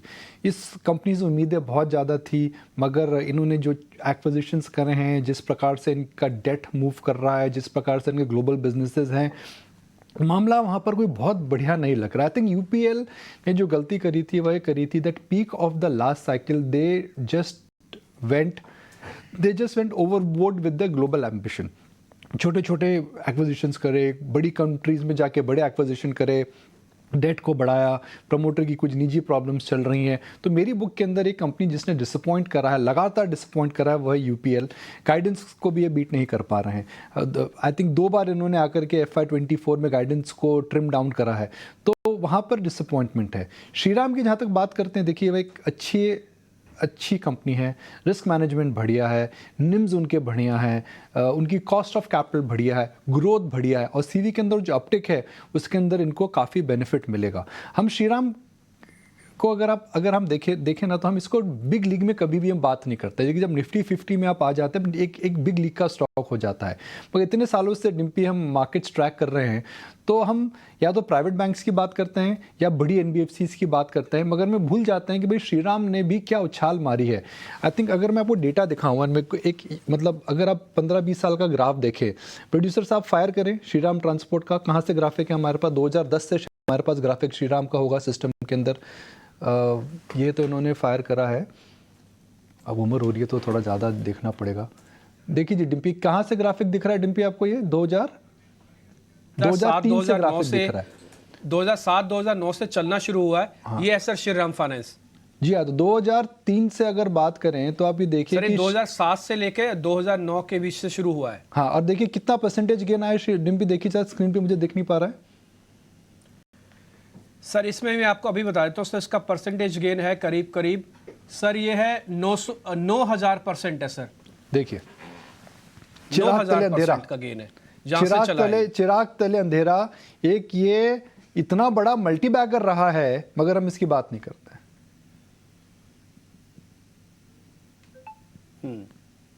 सर इसी तरह से यूपीएल भी आपको मैं दिखाऊं सर. एक बार देखें आप, यूपीएल आप जो भी बात कर रहे थे ना कि नहीं चला, उसने डिसअपॉइंट किया है, ये सर मैं आपको यूपीएल दिखाता हूं. और एक बार जरा चार्ट भी दिखाइए यूपीएल का, और मैं दिखाता हूं सर, इसने अपने हाई से करीब 46% का लॉस दे दिया सर. जी हाँ, अपने हाई से करीब 46% का लॉस है इसका. इस कंपनी ने लगातार डिसअपॉइंट करा. विनीत आई थिंक इस कंपनी को ट्रैक भी करते थे, विनीत से जरूर आप राय लीजिएगा. मतलब मैं ये आपको बता रहा हूँ कि एक अव्वल नंबर की कंपनी जो कि एक प्रकार का कोहिनूर माना जाता था, जो एक वेरी वेल एफिशिएंट ग्रुप की कंपनी थी, मगर इन्होंने कुछ बिजनेस डिसीजंस ऐसे लिए जिसकी वजह से इनके बैलेंस शीट में डेट आ गया और ओवर डाइवर्सिफिकेशन हो गया। श्रीराम ने अपनी बैलेंस शीट को केवल फोकस में रखा, हमेशा वो केवल सेकेंड हैंड सीवी फाइनेंस में लगे रहे, एक्सीलेंट रिस्क मैनेजमेंट करा, IL&FS क्राइसिस से निकले, 2000 के क्राइसिस से निकले, 2020 के क्राइसिस से निकले, और हमारे सामने एक इतना बड़ा मल्टीबैगर पैदा हुआ है जिसकी हम बात नहीं करते। हम अक्सर मल्टीबैगर की बात होती है NBFCs में तो हम अक्सर बात करते हैं जी बजाज फाइनेंस की, हम अक्सर बात करते हैं HDFC बैंक की, मगर वही जो मैं हिंदी में कह रहा था दोबारा बोलूँगा कि चिराग तले अंधेरा, इतना बड़ा मल्टीबैगर हमारे सामने क्रिएट हुआ, निफ्टी में आ रहा है, मगर I think accepting institutional investors, retail still do not really own this stock.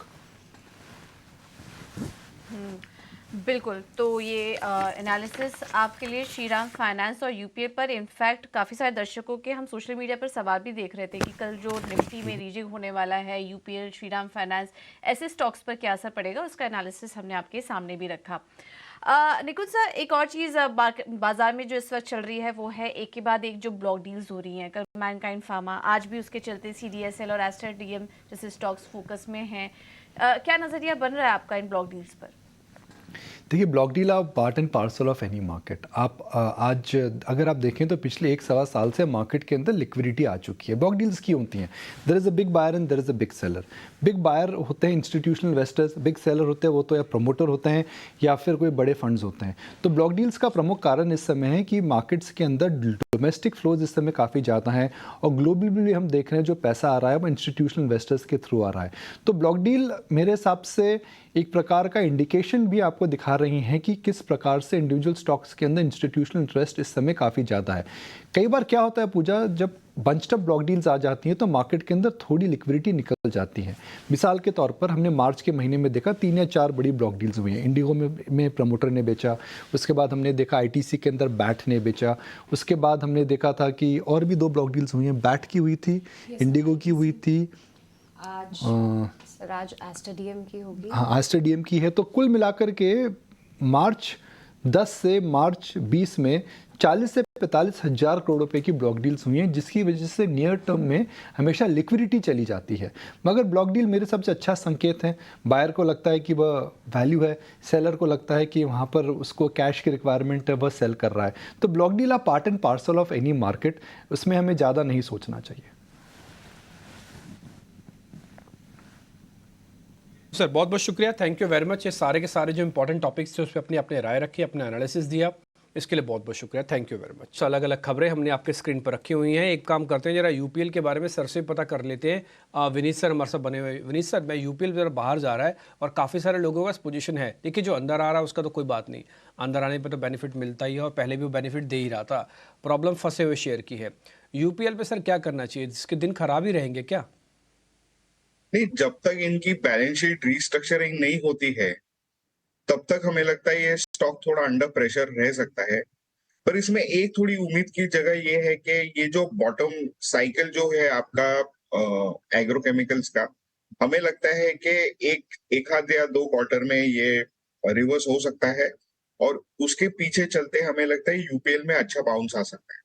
तो जो दर्शक आपके स्टॉक को होल्ड कर रहे हैं उनको यही सलाह रहेगी कि आप थोड़ा हेज कीजिए इसको एंड इसको थोड़ा राइट कीजिए और आपको ये 2 क्वार्टर के बाद में थोड़ा ढंग का रिटर्न दे सकता है, आपको हायर प्राइसेस आपको एग्जिट करने को मिल सकते हैं। आप ये कह रहे हैं कि अभी बने रहो, कोई एक्साइटमेंट मत दिखाओ थोड़ा प्रॉपर अगर आपने ले रखा है तो अभी इसके साथ एवरेज वैवरेज मत करो, आप शांति से बैठे रहो, एक बार आपको एग्जिट अपॉर्चुनिटी देगा। सर एंजल वन, एक बार संतोष सर, एंजल वन आप चेक करना, 1500 करोड़ रुपए का QIP लेके आ रहा है, 6% का डिस्काउंट है, 2555 का रेट है और ये 27-22 पे बंद हुआ है। तो वही आप लगाओगे 6% डिस्काउंट, तो वही रेट आ रहा है। ठीक है सर, जरा मेरे को बताइएगा सर, ये शेयर ठीक है क्या? 50 दिन के एवरेज को अच्छे से मेंटेन किया हुआ है ये? यस जिन पे इस काउंटर की बात करें तो एक काफी अच्छा मल्टीबैगर रहा था। स्टॉक हेल्दी करेक्शन दिखा चुका है, करीबन 3900 के लेवल से करेक्ट हुआ और 2400 तक करेक्ट हुआ और 2400 पे इसको एग्जैक्ट 200 दिन का मूविंग एवरेज था, वहीं इसने बेस बनाया और कल ये अपने 20 डे मूविंग एवरेज के ऊपर निकला है। तो ये मेरे हिसाब से एक जो थोड़ा सा पोजिशनल नजरिया रख रहे हैं उनके लिए बहुत ही अच्छी अपॉर्चुनिटी है। रिस्क रिवॉर्ड काफी फेवरेबल है। 2400 का क्लोजिंग बेसिस पे स्टॉप लॉस रखिए। यहाँ से रैली आती है तो शायद मुझे लगता है फिर से आपको 3400 से 3500 तक की अपसाइड देखने को मिल सकती है। ठीक है। इसी तरह का क्यूआईपी एक वोखार्ड का भी है, जरा वो भी स्क्रीन पे लेके आइए। वोखार्ड इस बार पहले भी कई बार हम इसके बारे में जिक्र कर चुके हैं और वहाँ से आपको अच्छा प्रॉफिट भी दिलवाया हुआ। अब खबर ये आ रही है कि 480 करोड़ रुपया इन्होंने जुटा लिया है और इसमें प्रशांत जैन का नाम है। आपको मालूम है अडानी ग्रुप में उन्होंने पैसा लगाया था। मधु केला की कंपनी का भी नाम है जो क्यूआईपी लिस्ट में शामिल है। एक बार आदित्य वोखार्ड आप चेक करेंगे, शायद आपके पास भी था, मेरे आपसे ही चर्चा हुई थी जितना मेरे को याद आ रहा है। देखिए डिम्पी जी, जैसे वोखार्ड की आप बात कर रहे हैं, मुझे लगता है कि पैटर्न्स अच्छे हैं वोखार्ड के। और फार्मा सेक्टर में एक अलग सी एनर्जी है। काफी सारे स्टॉक्स 52 वीक हाई पे ट्रेड कर रहे हैं, तो मुझे लगता है अच्छा ट्रैक्शन है इसमें। इसको बाय भी कर सकते हैं करंट प्राइस पे, जो चल रहा है अभी 531.30। इस लेवल से खरीदा भी जा सकता है। स्टॉप लॉस लगा है 485 का, और टारगेट रहेगा इसमें 570 से लेके 600 का। मेरी पहले आपसे शायद बात मुझे ध्यान नहीं आ रही हुई है कि नहीं, बट पैटर्न्स अच्छे लगे। हाँ, नहीं पैटर्न्स अच्छे हैं और ये पैटर्न हमने कैसे ड्रॉ किए थे एक बार हम आपको दिखा भी देते हैं मंथली बेसिस पर। दो चीज़ें दिखाना आपको बहुत ज़रूरी है। एक ये ना एक बेस्ट एग्जांपल है, पढ़ाई करवाते हैं ना जो लोग, उनके लिए आपको दिखाता हूँ मैं। ये डबल टॉप बनाए, इससे क्लीन डबल टॉप की कोई डेफिनेशन नहीं आ सकती है। और ये क्या डबल बॉटम बना, इससे क्लीन कोई डबल बॉटम की डेफिनेशन नहीं आ सकती है। ठीक, तो क्या स्ट्रॉन्ग बेस बनाया, बेस का एवरेज का ब्रेकआउट किया, अब उसके ऊपर ही टिका हुआ है। 600 पे एक रिवर्सल आया, वापस 600 तक जा सकता है, लास्ट की कैंडल को कैप्चर हो जाएगा फिर से। ये मंथली बेसिस पे बन रही कैंडल्स हैं, तो ये आपके लिए वो कार्ड हो गया बेहतरीन एक ट्रेड। एक काम और करते हैं, दिमाग से जरा एक शेयर और पता करते हैं, अनंत राज। एक बार जरा ये लेके आइए, अनंत राज के नाम से कंपनी है, ANANT अनंत राज। ठीक है, एक बार जरा इसको चेक करेंगे दिवांग। इस पर खबर आई है कि ये पंचकुला में और मानेसर में, मानेसर गुड़गांव में है, पंचकुला चंडीगढ़ के पास है, 300 मेगावाट का डाटा सेंटर बनाने की योजना है। अब नई जो लड़ाई है वो डाटा सेंटर की ही है। अनंतराज की बात करें, टेक्निकल्स हम बात करें तो ट्रेंड अभी भी इसमें नेगेटिव लगा है। देखा जाए तो lower top lower bottom structure में स्टॉक ट्रेड कर रहा है। जब तक ये 310 के ऊपर स्टॉक नहीं निकलता है तब तक अवॉइड करना चाहिए। आफ्टर एक 310 का एक रेजिस्टेंस अगर वो ब्रेक करता है देन इसमें वापस मोमेंटम देखने मिल सकता है। जहां तक इमीडिएट सपोर्ट की बात करें, 290 का सपोर्ट है अनंतराज के लिए। तो ये है सलाह अनंत राज पर।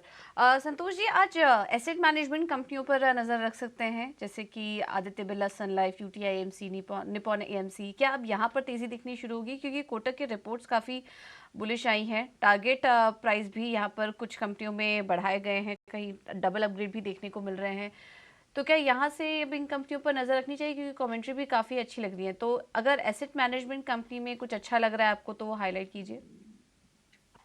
ये पूजा, अगर एसेट मैनेजमेंट कंपनियों की बात करें तो जो स्ट्रॉन्गेस्ट काउंटर है वो HDFC एक लगातार दिखा रहा है और अब एक अच्छी तेजी के बाद स्टॉक ने एक स्मॉल करेक्शन दिया, एक फ्लैग फॉर्मेशन का ब्रेकआउट नजर आ रहा है। तो ये लग रहा है कि ये काउंटर फिर से तेजी दिखा सकता है। इमीडिएटली 4000 से 4100 तक के टारगेट देखने को मिल सकते हैं। 4100 का लेवल क्रॉस होता है शायद और तेजी बनेगी। यहाँ पे अगर खरीदारी करते हैं तो आपके लिए स्टॉप लॉस रहेगा 3730 का। ठीक है, तो ये है सलाह एसेट मैनेजमेंट कंपनियों पर आपके लिए। इसके अलावा आदित्य, एमजीएल कैसा लग रहा है आपको आज के लिए? क्योंकि यहाँ पर भी कुछ अपग्रेड्स आए हैं और कुछ जो कमेंट्री भी निकल कर आई है वो काफ़ी मिक्स्ड है। उनका ये भी कहना है कि मौजूदा स्तर पर स्टॉक काफ़ी टूट चुका है, लेकिन यहाँ से मैनेजमेंट की कमेंट्री जिस तरीके से है, आगे के लिए आउटलुक काफ़ी अच्छा बन रहा है। तो इस करेक्शन में आप एंट्री ले सकते हैं। आपका क्या नज़रिया बन रहा है एमजीएल पर? बिल्कुल, देखिए एमजीएल के साथ जा सकते हैं, बाय किया जा सकता है इसको। एक रेंज ब्रेकआउट स्टॉक में देखा गया अभी कुछ दिनों में, तो मुझे लगता है थोड़ा पॉजिटिव बायस के साथ स्टॉक ट्रेड कर सकता है। अभी चल रहा है स्टॉक 1356.90, यहाँ से बुलिश बायस रहेगा। स्टॉप लॉस रहेगा इसमें 1300 और टारगेट रहेगा 1400 1420। ठीक है। और दिनेश, इसके अलावा ऑयल मार्केटिंग कंपनियों की भी एक बार बात कर लेते हैं। यहाँ पर हम देख रहे हैं कि आज सिटी की रिपोर्ट आई है और काफ़ी पॉजिटिव रिपोर्ट्स यहाँ पर भी हैं। आईओसी, बीपीसीएल, एचपीसीएल पर खरीदारी की राय बरकरार रखे हुए हैं और रिलायंस पर भी रिपोर्ट आई है जिसमें कि टारगेट प्राइस बढ़ाया गया है। हालांकि कल हमने देखा था कि कुछ चुनिंदा ही कंपनियों में एक्शन था, बट आज यहाँ पर क्या करना चाहिए? संतोष जी, आपसे सवाल होगा ऑयल मार्केटिंग कंपनियों पर। यस पूजा, हम पिछले कुछ दिनों से देखें तो लगातार पॉजिटिव रिपोर्ट्स आ रही है इन कंपनियों को लेकर, स्टॉक चलने की कोशिश कर रहे हैं, बट अभी रेजिस्टेंस आ रहा है। जैसे आईओसी, बीपीसीएल की बात करें तो एग्जैक्ट 20 डे मूविंग एवरेज के आसपास सजेस्ट कर रहे हैं, बट मुझे लगता है अगर जैसे ही ये लेवल इन्होंने क्रॉस किया, फॉर एग्जांपल आईओसी की बात करें तो 168 169 के आसपास इसको 20 डे मूविंग एवरेज है, इसके ऊपर टिकता है तो मुझे लगता है एक अच्छी तेजी बन सकती है, फिर स्टॉक में 180 तक के लेवल देखने को मिल सकते हैं। सिमिलरली बीपीसीएल की बात करें तो ये यहाँ भी इसको भी 20 डे मूविंग करीबन 600 रुपए के आसपास आ रहा है, 605 रुपए के आसपास। अगर ये 605 के ऊपर सस्टेन कर जाता है तो यहाँ भी आपको 640 650 तक की अपसाइड देखने को मिल सकती है। व्यू बुलिश है, बस इंपॉर्टेंट रेजिस्टेंस के पास है, इनको क्रॉस करने के बाद यहाँ पर बाइंग पोजीशन बनाई जा सकती है। तो ये है सलाह ऑयल मार्केटिंग कंपनियों पर आपके लिए। एक बार एक सवाल देवांग आपसे भी होगा, एलएनटी पर क्या आज फोकस रह सकता है? क्योंकि खबर आई है 7,500 करोड़ रुपए जुटाने को मंजूरी दे दी। कल हमने देखा था कि आखिरी कुछ मिनटों में काफी अच्छी बाइंग भी यहाँ पर नजर आ रही थी। स्टॉक करीब 1.5% ऊपर बंद हुआ था। तो क्या आज एलएनटी पर इस खबर के चलते नजर रख सकते हैं? की बात करें डेफिनेटली ओवरऑल चार्ट स्ट्रक्चर देख रहे हैं हम, काफी अच्छा एक चार्ट पैटर्न बना हुआ है स्टॉक में, तो यहाँ पे भी खरीदने की सलाह रहेगी। जहां तक सपोर्ट की बात है 3600 के 600 का एक स्टॉप लॉस रखना चाहिए यहाँ पे और एंटर कर सकते हैं लेवल पे भी। अपसाइड जो लेवल हमें देखने मिल सकता है 3750 780 तक के जोन है, वहां तक स्टॉक आते हुए देख सकते हैं एलएनटी को। ठीक है, कुछ कुछ और स्टॉक से एक बार जरा आइडिया ले लेते हैं। सनफी इंडिया एक बार दिखाएंगे। सिप्ला के साथ 5 साल के लिए डिस्ट्रीब्यूशन पार्टनरशिप इन्होंने की है। ये खबर एक बार लेके आई जरा स्क्रीन पर। संतोष सर, सनफी इंडिया। यस, काउंटर की बात करें तो स्टॉक का एक बड़ी गिरावट दिखा चुका है, करीबन 9,500 के लेवल से स्टॉक करीबन 7,700 के आसपास ट्रेड कर रहा है।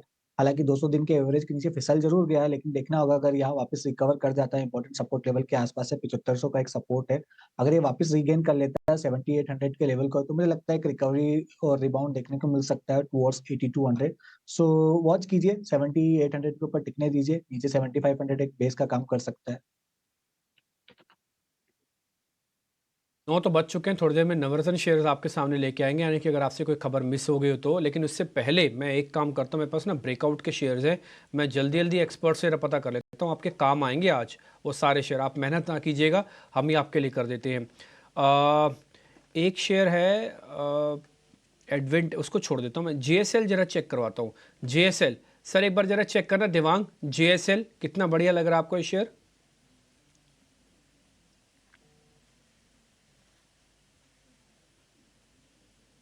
जिंदल पावर की बात करें तो इस definitely chart structure height of आर्गोग्राम स्ट्रक्चर में स्टॉक में ब्रेकआउट भी देखने मिला है, तो यहाँ से भी हम एंट्री देख सकते हैं। ओवरऑल चार्ट स्ट्रक्चर भी पॉजिटिव लग रहा है। 820 के स्टॉप लॉस से हमें इसमें बने रह सकते हैं। अपसाइड जो लेवल है अराउंड 855 860 तक के जोन है देखने मिल सकते हैं जिंदाल स्टील में।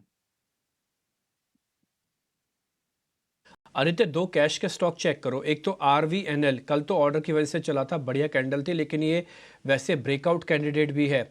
और दूसरा शेयर है अपार इंडस्ट्रीज के नाम से कंपनी है, APAR, अपार इंडस्ट्रीज। दोनों शेयर जल्दी जल्दी चेक करके बता दो, दोनों में आज कोई ट्रेड है क्या? डिम्पी जी, मुझे लगता है कि अपार इंडस्ट्री ज्यादा बेटर कैंडिडेट है कंपेयर टू RVNL। इसमें पॉजिटिव नजरिया बनाया जा सकता है। और RVNL में मुझे लगता है कि एक बहुत ओवर क्राउडेड ट्रेड है रेलवे स्टॉक्स, और कल थोड़ी सी गिरावट देखने को मिली। बट अगर RVNL को ट्रेड करना है तो एक बार 282 के लेवल्स निकल जाए, फिर इसमें पॉजिटिव नजरिया बनाए, तो इसमें कंडीशनल बाय रहेगा और अपार इंडस्ट्री पे पॉजिटिव नजरिया अभी के भाव से भी रहेगा। ठीक है सर, तो दोनों पे आपने अपना ट्रेड दे दिया, बता दिया पावर इंडस्ट्रीज यहाँ पे ठीक है, लेकिन आरवीएनएल के अंदर थोड़ा क्राउडेड है, थोड़ा देख के चलना, ऐसा ना हो कि आप उसमें फंस जाओ, ट्रैप हो जाओ। एक काम करते हैं, शरद को अपने साथ जोड़ लेते हैं, नवरत्न शेयर वो लेके तैयार हैं बिल्कुल। शरद बताएं आज के नवरत्न शेयर्स। जी बिल्कुल, दो अहम ब्लॉक डील आज होने वाले हैं। एस्टर डीएम हेल्थ केयर, यहाँ पे पी फर्म ओलंपस जो है लगभग 10% की स्टेक की बिकवाली कर सकते हैं, जिसका वैल्यू लगभग 2000 करोड़ का है। जो फ्लोर प्राइस है 9% डिस्काउंट पे है, और जो पी प्लेयर है इनका 19% स्टेक ऑलरेडी कंपनी में होल्डिंग है। और CDSL का भी ब्लॉक डील हो सकता है, जहाँ पे स्टैंडर्ड चार्टर्ड बैंक अपनी पूरी एग्जिट से बिकवाली कर सकते हैं। ऑलमोस्ट 7.2% स्टेक की जो है एग्जिट होगी, 1250 करोड़ का डील साइज़, और जो फ्लोर प्राइस है वो लगभग 6% डिस्काउंट पे है। इन दोनों स्टॉक्स के बाद एंजल वन का 1500 करोड़ रुपए का QIP इशू खुल गया है, और इंटरेस्टिंगली जो QIP प्राइस है वो 6% डिस्काउंट पे है, और दो अहम रीज़न उनके कारण यूज़ होगा। एक तो एक्सचेंज मार्जिन को लेके है, और दूसरा बात करें तो बिजनेस एक्सपेंशन प्लान्स को लेके। हमारा चौथा स्टॉक रहेगा ICICI सिक्योरिटीज़। यहाँ पे शेयर होल्डर्स की जाए तो इम्पॉर्टेंट मीटिंग है, जहाँ पे डी लिस्टिंग को लेके जो है रेजोल्यूशन होगी, और ऑफकोर्स ICICI बैंक भी जो है फोकस में रहेगा। आज जो है towards the end of the trading session Nifty की जो इंडिसेस है उनमें फ्लोज का इम्पैक्ट देखने मिलेगा, हालांकि एडजस्टमेंट कल है। श्रीराम फाइनेंस निफ्टी में आएगा और UPL निफ्टी से बाहर जाएगा। नुवामा के हिसाब से श्रीराम फाइनेंस में $271 मिलियन का इनफ्लोज का एक्सपेक्टेशन है। वही आउटफ्लोज की बात करें तो UPL में $100 मिलियन का आउटफ्लो देखने मिल सकता है। वॉकहार्ट की 480 करोड़ रुपए की QIP इशू जो है क्लोज हो गई है, और ये अमाउंट रेज किया गया है। लेकिन जो दिग्गज नाम सामने आ रहे हैं QIP लिस्ट में, वो इंक्लूड करते हैं प्रशांत जैन और मधु केला रिलेटेड एंटिटीज़ का। श्याम मेटालिक्स का JV आर्म को भी एक लाइसेंस मिला है, और 1526 हेक्टेयर्स का एक बड़ा आयरन ओर जो ब्लॉक है वो कोल का उन्हें मिला है। हमारा आठवां stock big bold brokerage focus में रहने वाला है। ग्रेविटा स्मॉल कैप कंपनी है, रिसाइकलिंग के थीम पे। कोटक का जो सिक्योरिटीज़ का रिपोर्ट आया, इनिशिएट बाय किया है, टारगेट प्राइस रखा है 1200 रुपीज़ पर शेयर का, और एक्सपेक्ट करें कि रेवेन्यू पैट में 20% से ज़्यादा का ग्रोथ अगले 3 साल में होगा, और 20% ROCE का भी ग्रोथ का अनुमान है आगे जाते हुए। हमारा आखिरी स्टॉक जो फोकस में रहेगा वो है खबर, वो फोकस में रहेगा GCPL गोदरेज कंज्यूमर प्रोडक्ट्स, और ये जो है उनकी नॉन सोप बिजनेस पे जो है ये खबर आई है, और दो अहम लॉन्चेस होने वाले हैं। सबसे पहला जो लिक्विड मॉस्किटो वेपराइज़र है, एक हाई मार्जिन प्रोडक्ट इसको कहेंगे, इसकी लॉन्च होने वाली है। और नॉर्दर्न और वेस्टर्न मार्केट्स में उनकी इंसेंस स्टिक्स होती है मस्कीटो रेपेलेंट जैसा, उसकी भी जो है scale up first quarter FY25 में देखने मिलेगी। और एनालिस्ट का भी मानना है कि जो फर्स्ट हाफ है FY25 में, वहाँ पे डबल डिजिट ग्रोथ इस सेगमेंट से देखने मिल सकता है। तो इन 9 स्टॉक्स पे ज़रूर आप फोकस रखें हैं। आज के ट्रेडिंग सत्र में ये 9 स्टॉक्स खबरों के चलते फोकस में रहेंगे। एक्शन हम देख भी रहे हैं, शुरुआती टिक्स जो आ रही हैं उसमें एक्शन दिखाई भी दे रहा है इन तमाम स्टॉक्स में, तो इन पर आज फोकस रहेगा। चलिए, इस बीच हमारे साथ कुछ भी जुड़ चुके हैं। कुछ थैंक यू सो मच इटीना स्वदेश को समय देने के लिए। बताइए, सबसे पहले शुरुआत करते हैं आपके ओपनिंग ट्रेड से। कहाँ पर कौन से स्टॉक आपके रडार पर आ रहे हैं? बिल्कुल Pooja, first very good morning to you and to all the panelist. Well देखिए, निफ्टी और बैंक निफ्टी अगर हम देखें तो बिल्कुल अपने रेंज को रिस्पेक्ट करके चल रहे हैं। 21,800 से लेकर 22,200 का जो रेंज है उसको रिस्पेक्ट करके चल रहे हैं। हमें लग रहा है आने वाले 1-2 दिनों के लिए ये मूड बना रह सकता है, और अप्रैल में हमें शायद एक पॉजिटिव बायस के साथ ट्रेड होता हुआ नजर आए। प्री इलेक्शन रैली भी शायद किक इन हो, तो वहां से हमें लग रहा है कि मार्केट शायद अप मूव जो है शुरू कर सकते हैं। और बैंक निफ्टी भी तो हम कह ही चुके हैं कि एक रिस्क रिवॉर्ड रेशियो जो है फेवरेबल है, तो लॉन्ग ट्रेड यहाँ पे बनता है। हालांकि ये भी कुछ दिनों से रेंज बाउंड है, बट आने वाले कुछ दिनों में यहाँ पे भी अपसाइड ब्रेकआउट जो है ये आने को देखने मिल सकता है। इसी व्यू के चलते हमारे जो ट्रेड्स हैं वो लॉन्ग साइड पे ही हैं। 2 ट्रेड्स हैं, दोनों ही कैश सेगमेंट से हैं इंसिडेंटली। पहला है BSE बॉम्बे स्टॉक एक्सचेंज, और दूसरा है KEI इंडस्ट्रीज। BSE को अगर आप देखें तो यहाँ पे एक अच्छा खासा अप ट्रेंड जो शुरू हुआ था एक फॉल के बाद, वो कंटिन्यू हुआ है। स्टॉक ने वॉल्यूम बैक्ड ब्रेकआउट दिया है अपने 20 और 50 डे मूविंग एवरेज के ऊपर। तो यहाँ 2360, 2420 के टारगेट्स के लिए बाय कर सकते हैं। 2260 ये आपका स्टॉप लॉस रहेगा। KEI इंडस्ट्रीज फेयरली सिमिलर, यहाँ पे भी हमने एक अच्छा खासा अपस्विंग देखा है, और जो स्टॉक का प्रीवियस हाई था करीब 3425 के आसपास का, उसको ब्रेक किया है। तो यहाँ पे अपसाइड मोमेंटम कंटिन्यू रहेगा।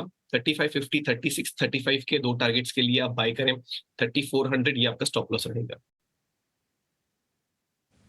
ठीक है, तो केआई इंडस्ट्रीज में खरीदारी करने की सलाह आपके लिए आज कुछ की तरफ से। चलिए कुछ और भी स्टॉक्स पर नजर डाल लेते हैं। ग्रेविटा भी फोकस में है आज, और कोटक सिक्योरिटीज की तरफ से पॉजिटिव रिपोर्ट आई है। 1200 रुपए के टारगेट्स यहाँ पर दिख रहे हैं ग्रेविटाज में, और शुरुआती टिक्स जो है उसमें भी स्टॉक 5.5% ऊपर कारोबार कर रहा है।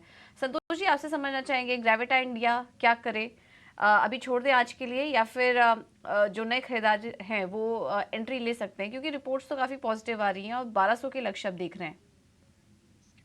यस, इसका स्ट्रक्चर भी अच्छा है, लेकिन मुझे लगता है गैप अप खुलने के बाद स्टॉक रेजिस्टेंस के आसपास ट्रेड करेगा, क्योंकि इसको जो रेजिस्टेंस आ रहा है करीबन 1000 रुपए के आसपास आ रहा है, स्टॉक 975 रुपए के आसपास ऑलरेडी खुल रहा है।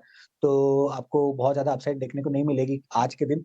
अगर 1000 रुपए के आसपास से करेक्ट होता है स्टॉक और वापस आपको करीबन 920 के आसपास मिलता है, तो वो एक एंट्री के लिए अच्छा मौका होगा।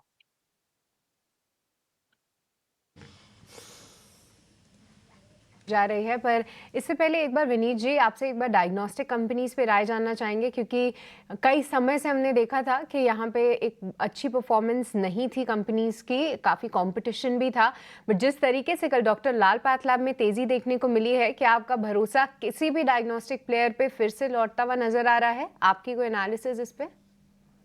तो हमें डेफिनेटली डॉक्टर लाल पाथ, मेट्रो लैब्स और विजय डायग्नोस्टिक्स करके एक साउथ की स्मॉल प्लेयर है, ये हमें बहुत अच्छी तरह से पसंद है। हमें लगता है कि मेट्रोपोलिस का स्ट्रेंथ है वेस्टर्न मार्केट्स में। विजय डायग्नोस्टिक तेलंगाना और आंध्र की मार्केट में काफी मजबूत मार्केट शेयर गेन्स कर रहा है। तो ये दो स्टॉक्स है जो हमें लगते हैं काफी अच्छी परफॉर्म कर सकते हैं along with doctor Lal path labs. ठीक है, तो वो कार्ड में माफ़ कीजिएगा, डायग्नोस्टिक शेयरों पे रखनी है नज़र, और विजय डायग्नोस्टिक्स ये काउंटर है जो कि विनीत जी को पसंद आता है, इस पे भी आप ज़रूर फोकस बनाए रखें। पर चलिए 9:09 हो चुके हैं और मार्केट्स थोड़े सेटल होने की तैयारी में हैं। निफ्टी डिम्पी एक पॉजिटिव शुरुआत की तैयारी कर रहा है, निफ्टी और बैंक निफ्टी भी। क्या कुछ रणनीति होनी चाहिए आज के लिए? देखिए, अच्छा बात है कि आप गिफ्ट निफ्टी को छोड़कर आप अच्छी शुरुआत कर रहे हैं। गिफ्ट निफ्टी जितना नीचे था आप उतना ही ऊपर खोल रहे हैं, पहला पॉइंट तो ये है। दूसरा, आपके पास कल की क्लोजिंग 22,000 की, आज की ओपनिंग 22,000 की है, और आप 22,000 को एक सिल्वर लाइनिंग मानते हैं, जैसे मैंने आपको सुबह भी ये डाटा बताया था।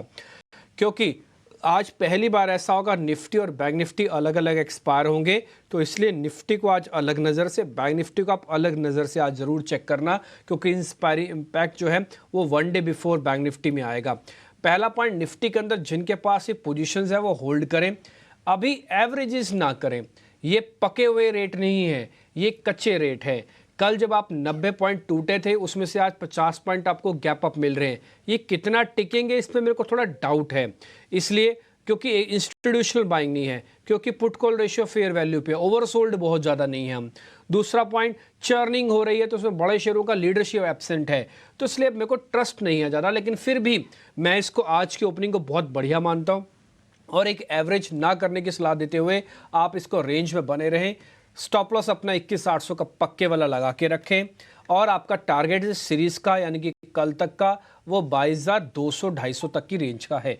नो एवरेजेस जो है सिर्फ उसी को होल्ड करें। ये निफ्टी पे है। सृष्टि, अगर बैंक निफ्टी पूछेंगे तो वही बता देते हैं।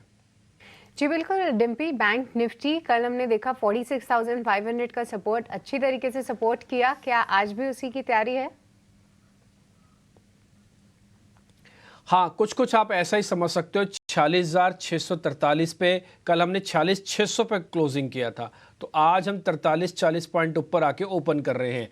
बैंक निफ्टी आज अपना मंथली एक्सपायरी करेगा बिना निफ्टी के, तो मेरा उम्मीद ये है कि शायद ज़्यादा डैमेज नहीं होगा, लेकिन क्या बहुत एग्रेसिवली ऊपर आ जाएंगे, इसके चांसेस भी कम है। तो आपके पास मिडल ऑफ दिस रेंज हो, आप 46,000 से 47,000 के बीच में फंसे हुए हो आप, तो आपके पास 400 पॉइंट ऊपर पाने को है, तो 400 पॉइंट ही गंवाने के लिए है।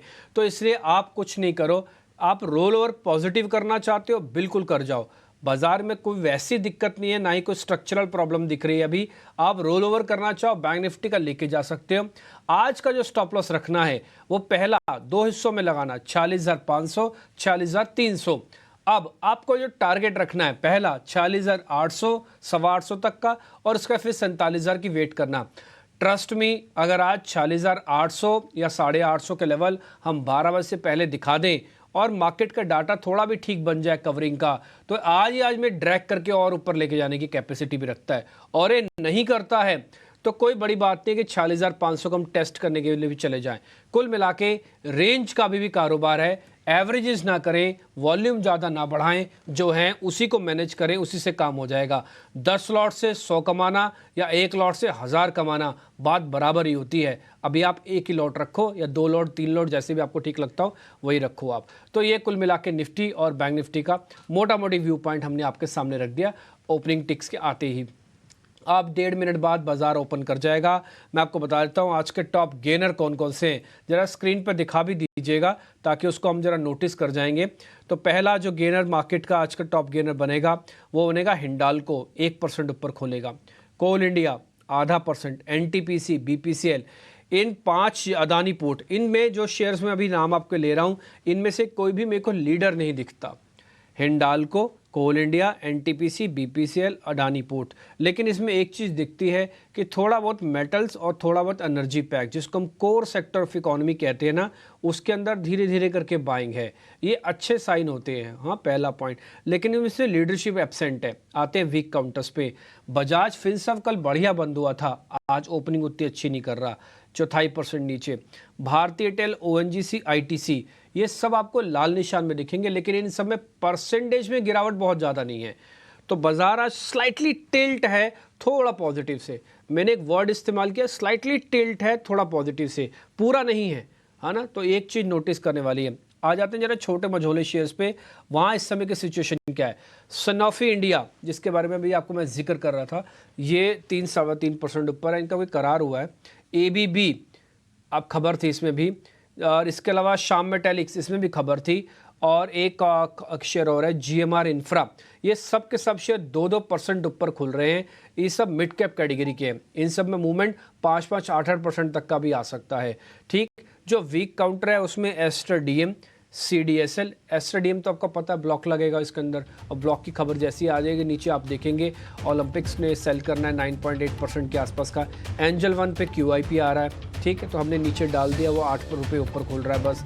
टाटा इन्वेस्टमेंट पे फिर से आज 3% की गिरावट है, 5% पे लॉक हो जाता है। इसका सर्किट है 5% का। ओपनिंग मिल रही है, मेरे हिसाब से जो ओपनिंग है उसमें एडवांस डिक्लाइन के हिसाब से कम 1000-1200, यस वही आए हैं। 1200 शेयर आपके बढ़कर खुल रहे हैं। पहला टिक आना शुरू हो रहा है। 80 से 85 पॉइंट की बढ़त के साथ निफ्टी ने ओपन किया। It's a good sign. अच्छी बात यह है कि 22,000 के ऊपर क्लोजिंग और ओपनिंग मिल गई।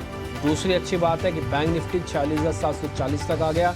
ये ड्रैग करेगा 800, 850 तक, और उसके बाद फिर चेक एंड बैलेंस करेगा कि इसको और आगे बढ़ना नहीं। शुरुआती डाटा हमेशा इम्पॉर्टेंट होता है, लेकिन वो डायरेक्शन तय नहीं करता। डायरेक्शन के लिए कम से कम 5, 10, 20, 25 मिनट का डाटे को पकने की ज़रूरत होती है।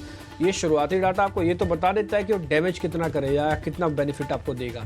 ठीक, तो कुल मिला के आज मार्केट की ओपनिंग सधी हुई है। बेहतर अच्छी ओपनिंग मेरे को होती हुई दिख रही है।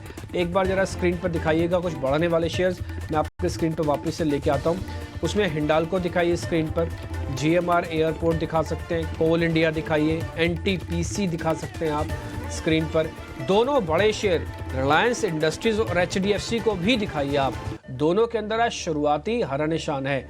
कल आपने देखा होगा इन दोनों शेयरों में कमजोरी थी, और कल हमने हेडलाइंस में भी बाकायदा लिखा कि इन्हीं दोनों शेयर्स की वजह से ही इंडेक्स मैनेज नहीं कर पा रहा था। नहीं तो एडवांस डिक्लाइन रेशियो बहुत अच्छी थी कल F&O की रेशियो भी 1:3 थी, लेकिन इन दोनों की वेटेज ने ऐसा डिस्टर्ब किया कि 90 पॉइंट इंडेक्स को नीचे जाके बंद होना पड़ा।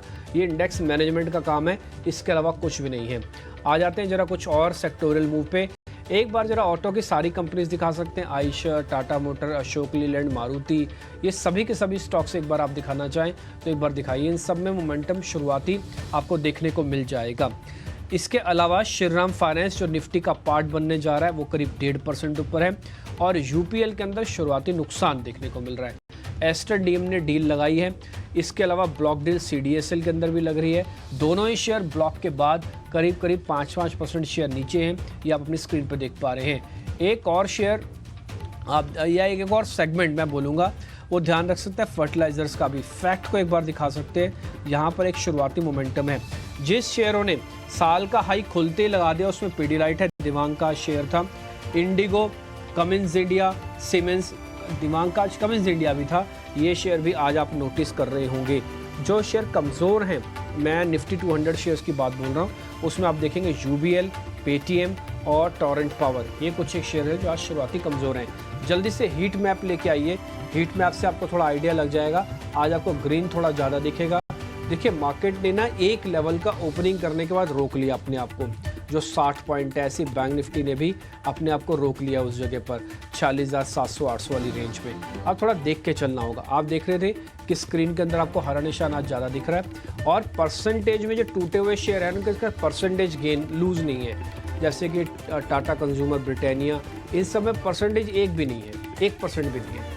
ठीक, तो ये सारे के सारे शेयर आप नोटिस कर रहे होंगे। और आपको अच्छी चीज़ वैसे उसे नोटिस कराता हूँ, सबसे इंपॉर्टेंट चीज़, एक तो ऑटो वाले काउंटर्स, मेटल वाले काउंटर्स, और रिलायंस इंडस्ट्रीज़ आपको हरे निशान में दिख रहा होगा, ये मेजॉरिटी में है। ये आज के सबसे ज़्यादा पॉइंट टू बी नोटेड मिलॉर्ड वाला कंसेप्ट पे हमने आपके सामने सारी चीज़ें रखी। सृष्टि बता रही है आपको छोटे मझोले शेयर्स में क्या हो रहा है, फिर ओपनिंग के सौदे पूजा आपको मेहमानों से पूछ के बता देगी। तो अगर मेरा स्मॉल कैप इंडेक्स की बात करें तो वहाँ पे 0.5% की बढ़त के साथ दोनों ही इंडेक्स ने शुरुआत की है। हरे निशान में शुरुआत के बाद कहीं ना कहीं वो मोमेंटम को होल्ड कर रहे हैं, और कई सारा स्टॉक स्पेसिफिक एक्शन है, उस पर नजर डालेंगे तो वोकहार्ट फार्मा, जहाँ पे हम बात कर रहे थे, आज 5% का ऊपरी सर्किट यहाँ पे लगा हुआ है। श्नाइडर इलेक्ट्रिक, ये एक और काउंटर है जिसपे हम कल से आपको फोकस दिला रहे थे, यहाँ पे भी 5% की तेजी है। प्रिज्म सीमेंट, यहाँ पे 3% की तेजी है, और सीमेंट काउंटर्स पे एक बार नजर भी रखनी होगी, क्योंकि रिपोर्ट्स को सजेस्ट कर रही हैं कि एक बार फिर प्राइस हाइक्स की तैयारी में है। जितने भी सीमेंट प्लेयर्स हैं उन पे आप जरूर नजर रखिए। नोसेल पे आज 3% का उछाल है। इसके अलावा गुजरात स्टेट फर्टिलाइजर, यहाँ पे 2.5% से ज्यादा की मजबूती है, और सनोफी इंडिया, सिप्ला के साथ इन्होंने सीएनएस पोर्टफोलियो के लिए भारत में करार किया है। एक पॉजिटिव खबर, यहाँ पे भी 2.5% की तेजी है। कुछ रियल्टी काउंटर्स में भी अच्छा एक्शन है। शोभा डेवलपर्स आज 2% की तेजी दिखा रहा है। अशोका बिटकॉइन में करीब 2% की तेजी है। इसके अलावा जमुना ऑटो भी एक काउंटर है जो कि हम काफी निचले स्तरों से आपके लिए हाईलाइट कर रहे हैं। यहाँ पे भी लगभग 3% का उछाल है। कुछ गिरने वाले शेयर्स पे अगर नजर डालें तो जैसा कि ब्लॉक डील के बाद एस्टर डीएम और सीडीएसएल, यहाँ पे 5% से ज्यादा की कमजोरी, ये दोनों ही काउंटर्स में हम देख रहे हैं। यूफ्लेक्स एक काउंटर है जो कि कमजोर है, लगभग 2% की यहाँ पे गिरावट है। और जिस तरीके की खबरें टाटा ग्रुप को लेकर आ रही हैं कि अब कई सारे आईपीओस की तैयारी कर रहा है टाटा ग्रुप, आज टाटा इन्वेस्टमेंट 5% का लोअर सर्किट तो नहीं लगा यहाँ पे, पर कहीं ना कहीं गिरावट का शिकार जरूर है। 2% की कमजोरी इस पर्टिकुलर स्टॉक में। सेंचुरी टेक्सटाइल्स और साथ ही कजारिया सीमेंट्स, यहाँ सिरामिक्स, यहाँ पे भी लगभग 1% से ज्यादा की कमजोरी है। पर देखा जाए तो आज जो बढ़ने वाले शेयर्स की संख्या है फिलहाल तो ज्यादा ही है, और कहीं ना कहीं इंडेक्स अपने आप को होल्ड करते हुए नजर आ रहे हैं। पूजा। बिल्कुल, चलिए अब शुरुआत करते हैं अभी के ओपनिंग ट्रेड से, और कुछ सबसे पहले आपसे शुरुआत करेंगे। बताइए कहां पर देख रहे हैं ट्रेड के मौके? कल, जी हाँ, कुछ एक अपडेट देते हैं। कल त्रिवेणी टरबाइन पे हमने एक ओपनिंग में कॉल डिस्कस किया था। टारगेट 1, टारगेट 2 सारे ही अचीव हुए हैं। अब थोड़ा सा आज प्रॉफिट बुकिंग आप इसमें देख रहे हैं, बट मेरे हिसाब से ये डिप भी एक बाइंग अपॉर्चुनिटी के तौर पे साबित होगी। तो ये एक फॉलो अप है ऑन केपीआर, जिनके पास, ऑन त्रिवेणी रादर, जिनके पास हो वो होल्ड करके चले। And as the accidental slip suggest, आज का जो मेरा कॉल है वो केपीआर मिल पे है। कल हमने इसमें एक अच्छा खासा वॉल्यूम बैक ब्रेकआउट देखा था। 805 का जो रेजिस्टेंस जोन था उसको वॉल्यूम के साथ ब्रेक किया है। आज हम फॉलो थ्रू भी देख रहे हैं। तो मेरे हिसाब से केपीआर मिल पे एक पॉजिटिव बायस बिल्कुल बनता है। यहाँ पे इमीडिएट टारगेट जो है वो 865 का है। Once that is taken out, यहाँ पे 885 तक के लेवल्स भी ये स्टॉक छू सकता है। And on the down side 820 के करीब अपना स्टॉप लॉस लेके चले। तो केपीआर मिल, इसको अपने रेडार पे रखें। तो त्रिवेणी टरबाइन पर आपके लिए अपडेट, टारगेट हिट हो चुका है, और केपीआर मिल्स 885 के लेवल्स देखने को मिल सकते हैं। 885 के, स्टॉप लॉस होगा 820 का। संतोष जी, आपके ट्रेड्स भी बताइए।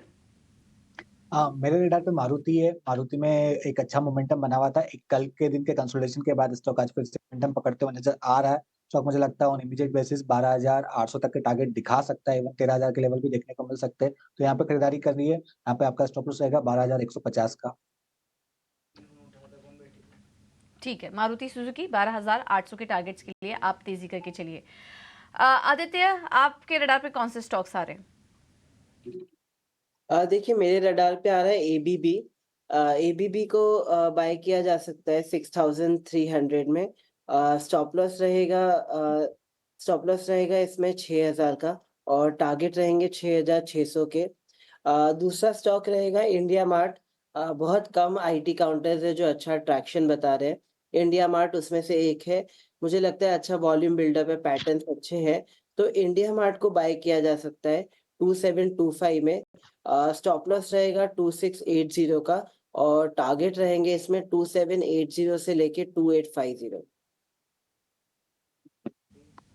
2850 2780 ये है टारगेट्स इंडिया मार्ट के लिए। और इसके अलावा एबीबी आज रिपोर्ट्स जो आई हैं, हमने आपको सुबह बताया भी था, यूबीएस की रिपोर्ट आई, उसके बाद यहाँ पर भी शानदार तेजी देखने को मिल रही है। 6600 के लक्ष्य के लिए आप यूबीएस माफ कीजिएगा एबीबी पर नजर रख सकते हैं। अब देवांग से समझेंगे उनकी ओपनिंग ट्रेड्स। देवांग बताइए। यहाँ पर बीएल की बात करेंगे, भारत इलेक्ट्रॉनिक की, काफी अच्छा एक ब्रेकआउट देखने मिला है स्टॉक के अंदर, तो ये खरीदने की साथ है कि स्टॉप लॉस रखते हैं 198 का। अपसाइड जो लेवल देखने मिल सकते 208 तक के लेवल देखने मिल सकते हैं बीएल में।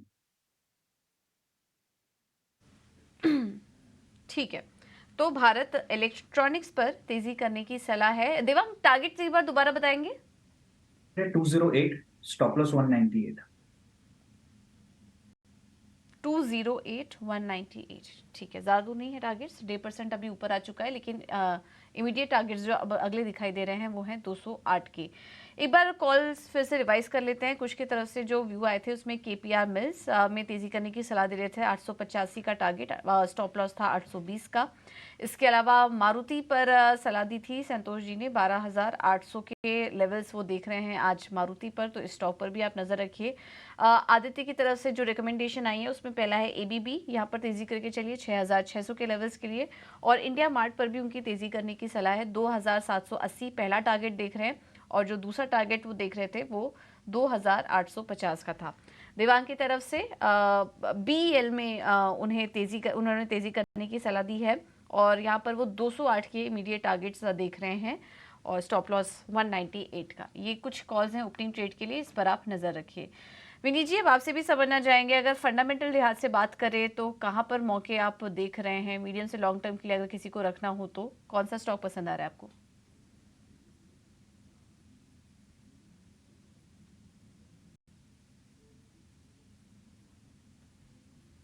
विनीत जी, अपना माइक अनम्यूट कर लीजिए।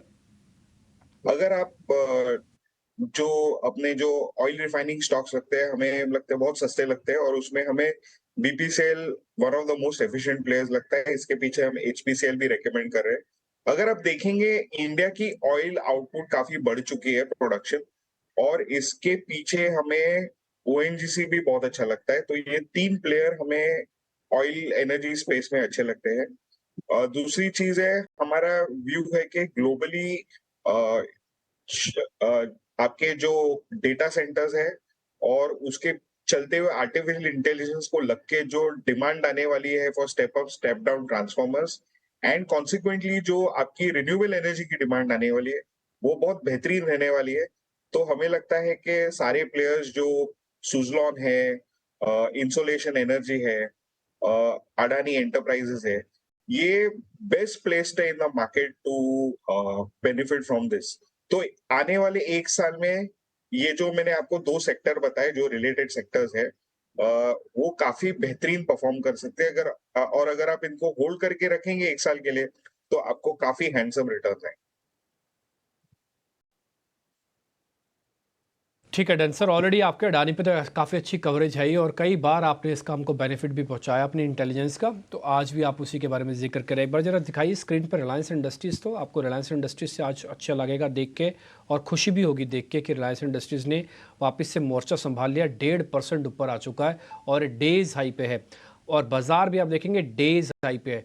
देखो, यही चीज़ मैं आपको बार बार नोटिस कराता था कि बाज़ार चल तो रहा है, लेकिन जब लीडर आता है ना, तो फिर अलग चीज़ दिखती है मार्केट के अंदर। काम वही होता है, एक सिर्फ लीडर आने से पूरा मनोबल ऊंचा हो जाता है, और फिर आपको मोमेंटम शार्प मिलता है, बढ़िया मिलता है। ये 78 पॉइंट कमाने के लिए ना कई बार पूरा दिन लग जाता है।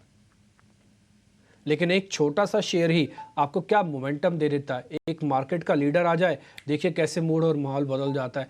एक बार जरा एडवांस डिक्लाइन दिखाइए, हो सकता है एडवांस डिक्लाइन भी अच्छी ही हो।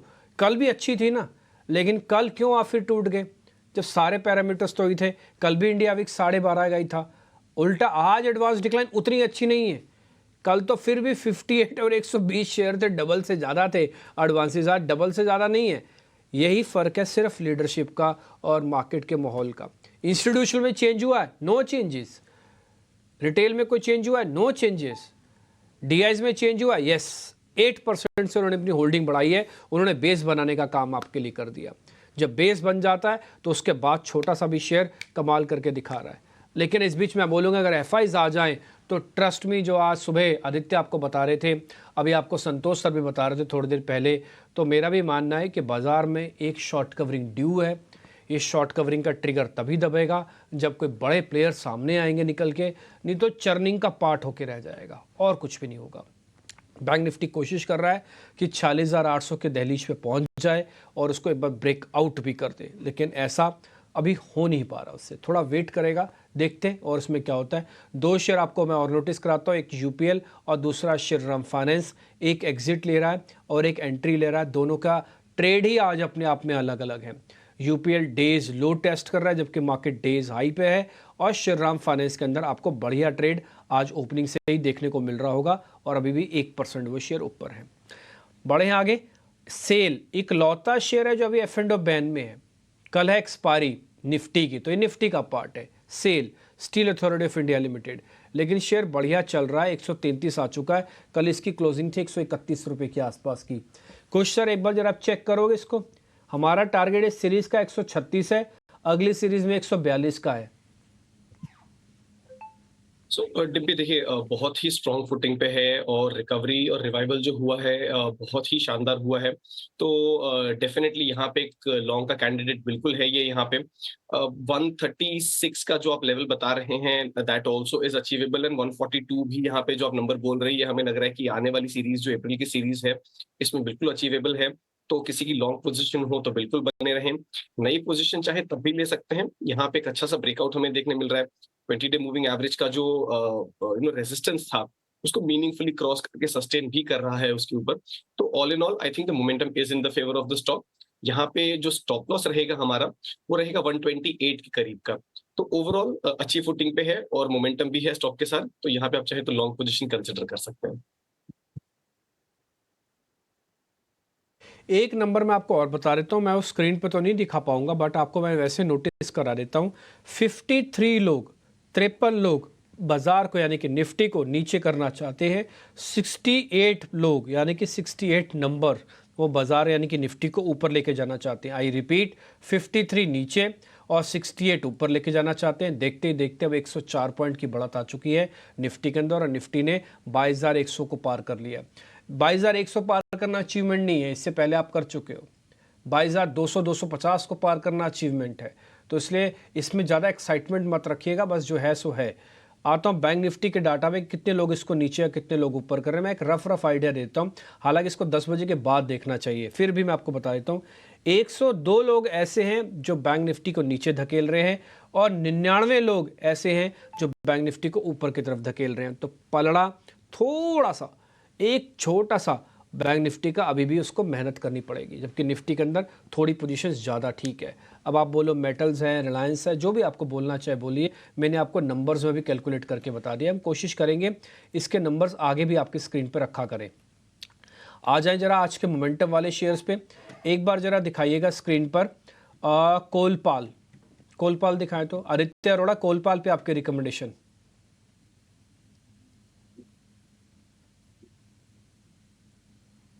देखिए कोलपाल के पैटर्न बेहतरीन बन रहे हैं। हमारी शायद इस पे बात 13 तारीख को भी हुई थी। वहां पे स्टॉक 2,600 पे ट्रेड कर रहा था। अभी स्टॉक 2732 पे ट्रेड कर रहा है। मुझे लगता है अभी भी पैटर्न बेहतरीन है। एफएमसीजी की का जो अंडर परफॉर्मेंस है वो रिवर्स हो रहा है। हमने कल काफी सारे स्टॉक में एफएमसीजी काउंटर्स में देखा की मीन रिवर्जन हो रहा है। मुझे लगता है कि कोलपाल की लीडरशिप बनी रहेगी। यहाँ से भी स्टॉक अच्छा लगता है 273 2.35 में स्टॉप लॉस लगाना चाहिए इसमें 2660 का, और टारगेट रहेंगे इसमें 2800 से लेके 2850।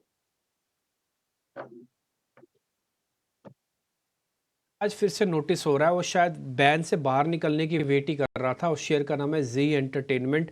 आज देखो बैन से बाहर निकला है, एक ही शेयर रह गया। जैसे मैंने आपको बताया सेल था, शेयर एकदम से ऊपर आ गया 3.5%। लेवल्स में कोई चेंजेस हुआ है? No changes. हाँ, परसेंटेज में धीरे धीरे करके अब 140 150 को बेस बनाने की कोशिश कर रहा है। अगर आप इसको नोटिस करेंगे ना तो आपको दिखेगा। ये मैं आपको डेट भी बता देता हूँ कहेंगे तो आप। ये है आपकी 11 मार्च से लेकर आज हो गई है जो भी 27 मार्च है, इसके बीच में इसने 140 के लेवल को बहुत अच्छे से प्रोटेक्ट किया है। छोटे छोटे कैंडल्स में से आज की स्लैब 10 दिन की ये सबसे बड़ी ग्रीन कैंडल बन रही है। पिछले 10 दिन में आज की सबसे बड़ी ग्रीन कैंडल बन रही है और एफ बैन से भी बाहर है। ये जी एंटरटेनमेंट, एक बार आपके रिकमेंडेशन इस पे खुश?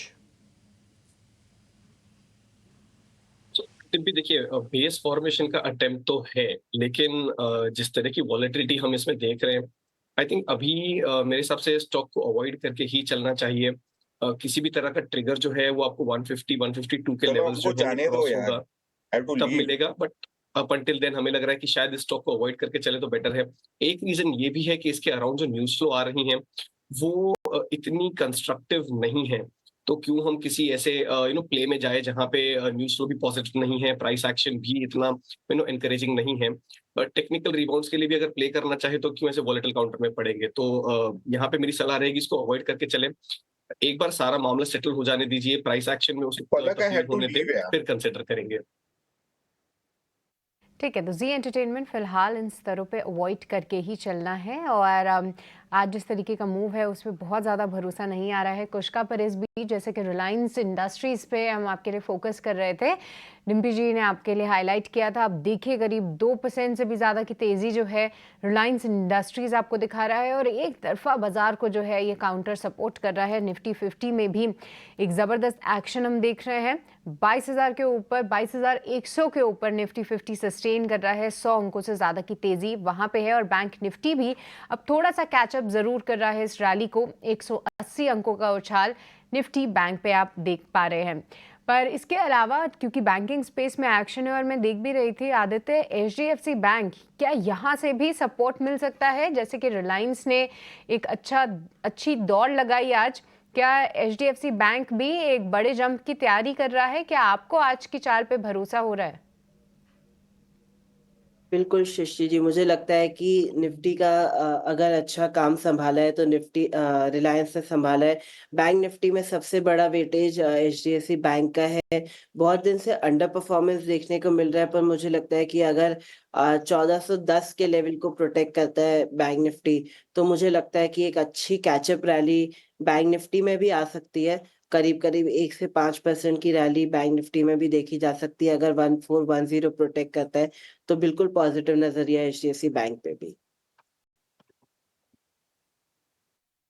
HDFC बैंक यहाँ पे भी लेवल्स आप ध्यान में रखें, यहाँ पे भी भरोसा कायम है और एक ब्रेकआउट की तैयारी मारुति सुजुकी भी कर रहा है। एक बार आदित्य इस पे भी राय लीजिए। देखिए इसके पीछे की एक छोटी सी वजह भी हमारे दर्शकों को मैं बता दूं कि येन, क्योंकि मारुति सुजुकी जो है सुजुकी एक जापानीज कंपनी है और इंडिया में मारुति सुजुकी और सुजुकी का दोनों का ही टाई अप है। तो जो जापान की करेंसी है येन, वो अगर वीक होती है डॉलर के मुकाबले तो ये मारुति सुजुकी के लिए एक पॉजिटिव खबर है। अब अगर हम येन को देखें तो 34 इयर्स में अब तक सबसे वीक पॉइंट पे आते हुए दिख रहा है येन, और इसका फायदा मारुति सुजुकी को उनके कच्चे माल की लागत में होगा, क्योंकि वो कई सारे जो अपने प्रोडक्ट्स हैं अभी भी जापान से इंपोर्ट करते हैं। तो अगर जापानीज येन कमजोर होता है डॉलर के मुकाबले तो इनके लिए अच्छी बात है, क्योंकि जो इनका इंपोर्ट कॉस्ट है यानी इनका रॉ मटेरियल कॉस्ट है वो कम हो जाएगा। और साथ ही कंपनी के एनुअल रेवेन्यूज में देखें कुल टोटल कॉस्ट में करीब 7 से 8% जो इनके कच्चे माल की लागत है उसमें 7 से 8% जो डोमिनेशन है वो येन रिलेटेड है। तो अगर येन कमजोर होता है, जो कि अभी हुआ है, तो इसीलिए मारुति सुजुकी के लिए ये फायदे की बात है और हम देख रहे हैं कि स्टॉक में भी एक अच्छा एक्शन है। पर आदित्य, टेक्निकल फ्रंट पे आपसे समझना चाहेंगे, एक अच्छा ब्रेकआउट कई सारे एक्सपर्ट्स ने हाईलाइट किया था इस पे, पर अब कौन से लेवल्स ध्यान में रखें?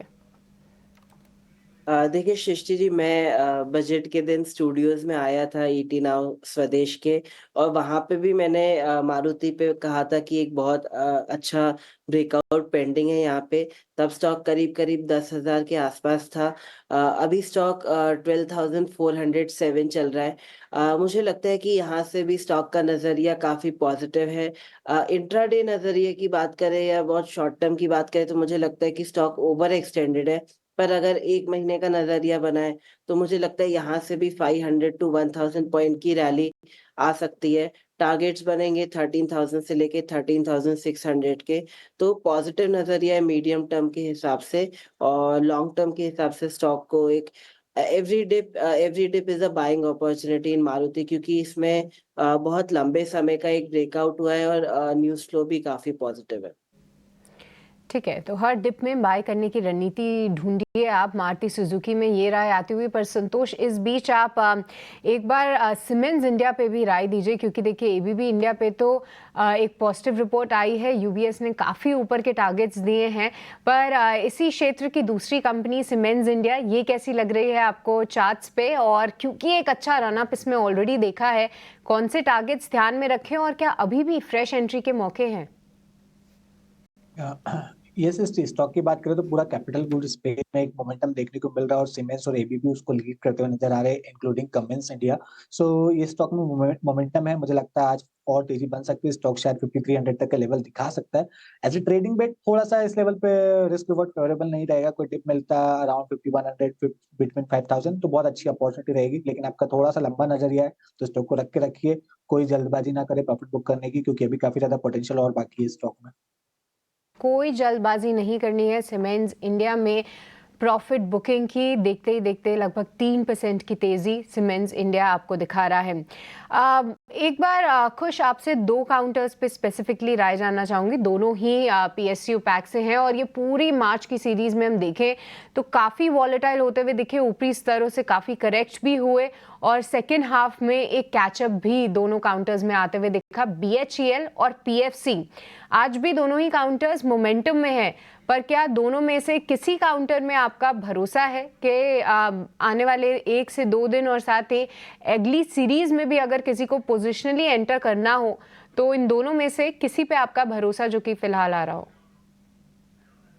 बहुत ही सही स्टॉक्स आपने आइडेंटिफाई किए हैं। एक ओवर आर्चिंग व्यू दे दूं अगर मैं इस पीएसयू रैली के बारे में कुछ कमेंट कर पाऊं तो, कि जिस तरीके की राइज हुई थी तब ऐसा लग रहा था कि ये स्टॉक्स कभी गिर ही नहीं सकते, और जब गिरना शुरू हुए तो ऐसा लग रहा था कि कभी थमेंगे ही नहीं। बट ऐसा नहीं होता, मार्केट्स में वॉलेटिलिटी बिल्कुल बने रहती है, and the higher they go the harder they fall. इसके लिए इनमें से कुछ नामों में, स्पेशली जो रेलवे पैक हैं या कुछ पीएसयू बैंकिंग स्टॉक्स हैं, इनमें हमने बहुत शार्प फॉल देखा था। बट इनकी जो रिकवरी हुई है ये काबिले तारीफ है। यहाँ पे जो इन्होंने सपोर्ट लेके संभाला है अपने आप को, ये भी बहुत ही एनकरेजिंग है। तो I think that entire story is still intact. It was just a volatility that was perhaps a little strange कह सकते हैं for the investors and traders. अब जो दोनों ही स्टॉक्स आपने आइडेंटिफाई किए हैं ये बहुत ही उम्दा स्टॉक्स हैं। मेरे हिसाब से यहाँ पे अगर मुझे सिर्फ पैकिंग ऑर्डर देना हो तो बीएचईएल फर्स्ट रैंक करेगा और पीएफसी सेकंड रैंक करेगा, बट बाइंग की सलाह दोनों में ही रहेगी। बीएचईएल इसलिए क्योंकि इसने जो अपने की मूविंग एवरेजेस हैं उनको क्रॉस किया है, उनके ऊपर सस्टेन कर रहा है। तो अगर आप पोजिशनली इसको होल्ड करना चाहें तो 260 और उसके ऊपर के टारगेट्स के लिए होल्ड करें। यहाँ पे 238 के करीब आपका स्टॉप लॉस रहेगा। और जहां तक पीएफसी की बात है, यहाँ पे भी हम रिकवरी देख रहे हैं। हालांकि बीएचईएल जितनी फास्ट नहीं है और एक्सपायरी का प्रेशर है। 400 रुपए का जो एक राउंड फिगर होता है, प्लस जो ऑप्शंस की एक्सपायरी होती है उसका जो प्रेशर है वो वे कर रहा है। बट अदरवाइज ये लेवल क्रॉस होते ही मुझे लग रहा है यहाँ पे 415 और उसके ऊपर के लेवल देखने मिलेंगे, और 390 को अपना स्टॉप लॉस लेके चल सकते हैं। तो पोजिशनल बेट के हिसाब से दोनों ही स्टॉक सही लग रहे हैं। Just that the packing order will be BHEL ranks slightly above PFC, जो करंट स्ट्रक्चर है उसके हिसाब से। ठीक है, मैं इस सीरीज़ के हिसाब से ही कुछ एक डेरिवेटिव्स के शेयर्स आगे रखता हूं, जहां पर आपको मार्केट का मोमेंटम थोड़ा ठीक बन रहा है। एबीबी तो सुबह से ही नोटिस हो चुका है, ये शेयर बढ़िया चल रहा है। जी भी आज अपनी बढ़त को शायद नहीं खोए, क्योंकि इसके पास 29% का ओआई एडिशन इस कॉन्ट्रैक्ट का बन गया है। आगे बढ़ें और कुछ मैं आपको एक दो शेयर और नोटिस कराता हूँ। पॉलीकैब एक बार ज़रा स्क्रीन पे दिखाएं। पॉलीकैब, संतोष सर पॉलीकैब आप ज़रा चेक करना, ठीक लग रहा है पॉलीकैब? पॉलीकैब की बात करें तो स्ट्रक्चर काफी अच्छा हो रहा है। स्टॉक अपने सारे इंपॉर्टेंट मूविंग एवरेजेस के रेजिस्टेंस के ऊपर ट्रेड कर रहा है और 5000 का जो कॉल बैरियर था उसके ऊपर भी ट्रेड कर रहा है। तो लग रहा है कि और शॉर्ट कवरिंग आ सकती है। तो टारगेट निकल कर आ रहे हैं, वो आ रहे हैं 5300 तक के। 5300 वो लेवल है जिस दिन से इसमें गिरावट शुरू हुई थी, तो वहां तक की अपसाइड और बची है। तो इसमें बाइंग के लिए प्ले किया जा सकता है। स्टॉप लॉस रहेगा आज के लो का करीबन 5040 के आसपास का, तो उसके साथ उसके स्टॉप लॉस से आप बाइंग कर सकते हैं। ठीक है, सीमेंस, बीएचईएल, ये दोनों शेयर्स के अंदर भी बिल्डअप ठीक है। शुरुआत का ओपनिंग का बिल्डअप इसके अंदर दोनों के अंदर बढ़िया देखने को मिल रहा है। एक और शेयर है डालमिया भारत, 2000 के लेवल को पार कर रहा है। एक बार जरा ये स्क्रीन पे लेके आए डालमिया भारत। आदित्य अरोड़ा, एक बार आपकी रिकमेंडेशन डालमिया भारत।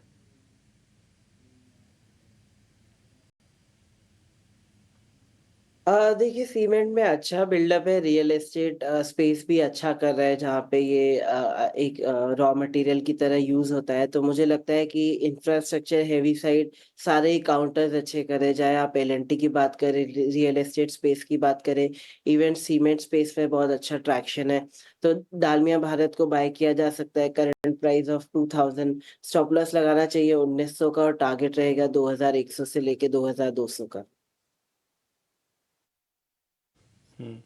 आज बैंक निफ्टी का आप जो हाई देखेंगे ना, वो लगा है 46,800।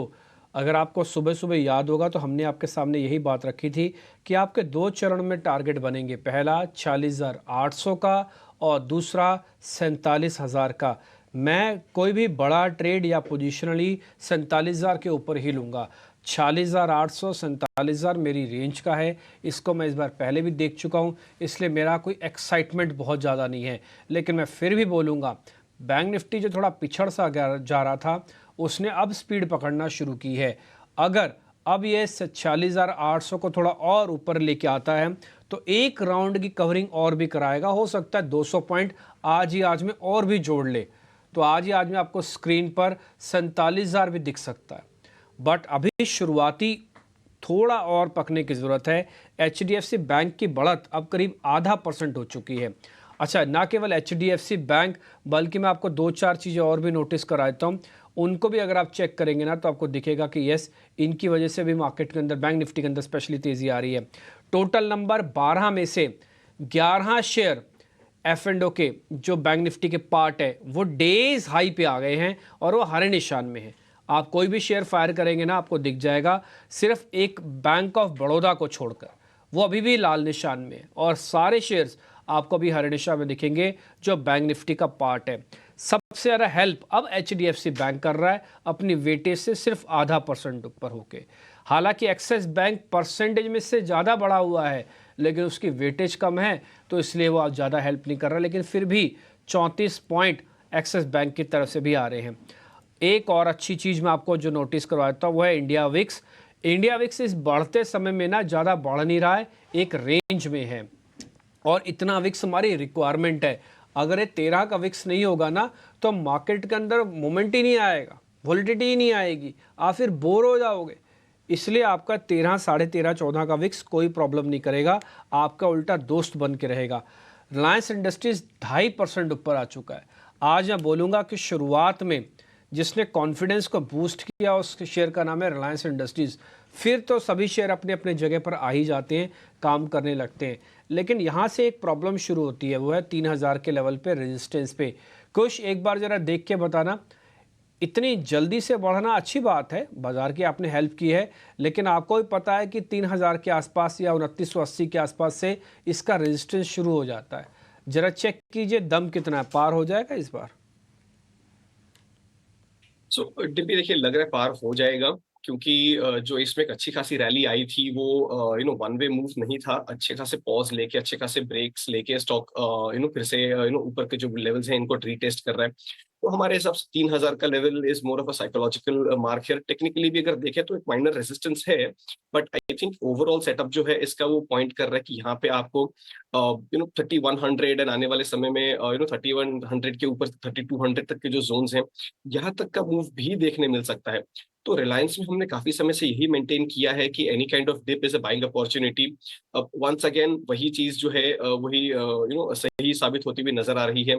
तो मेरे हिसाब से यहाँ पे any kind of dip will continue to remain a buying opportunity. 3000 का एक छोटा सा रेजिस्टेंस है, but I think in the coming days with the momentum that it is see, हो सकता है कि ये भी क्वाइट इजीली टेक आउट हो जाए। तो 3100 3200 लेवल्स के लिए अगर आप चाहें तो नियर टर्म में बाय कर सकते हैं। जो इसका स्टॉप लॉस बन के आ रहा है वो है 2875 के आसपास का। तो रिस्क रिवॉर्ड रेशियो भी यहाँ पे मुझे लग रहा है कि डिप के बाद काफी फेवरेबल है। ऑल इन ऑल रिलायंस पे हमारा जो पॉजिटिव व्यू है ये अभी भी बरकरार है। ठीक है, रिलायंस की तेज़ी से निफ्टी करीब 110 पॉइंट ऊपर आके आज कामकाज कर रहा है। जब इस तरह का कॉन्फिडेंस आता है ना तो ऑप्शंस ट्रेड बहुत इंपॉर्टेंट हो जाते हैं। तब आपको कम पैसे में जल्दी जल्दी बढ़िया प्रॉफिट्स आपको मिलेंगे। इसलिए हमने भी आपके लिए एक ऑप्शंस का चैंपियन तैयार कर लिया है। बताने के लिए नीलेश जैन हमारे साथ जुड़ रहे हैं। आइए करते हैं उनका स्वागत।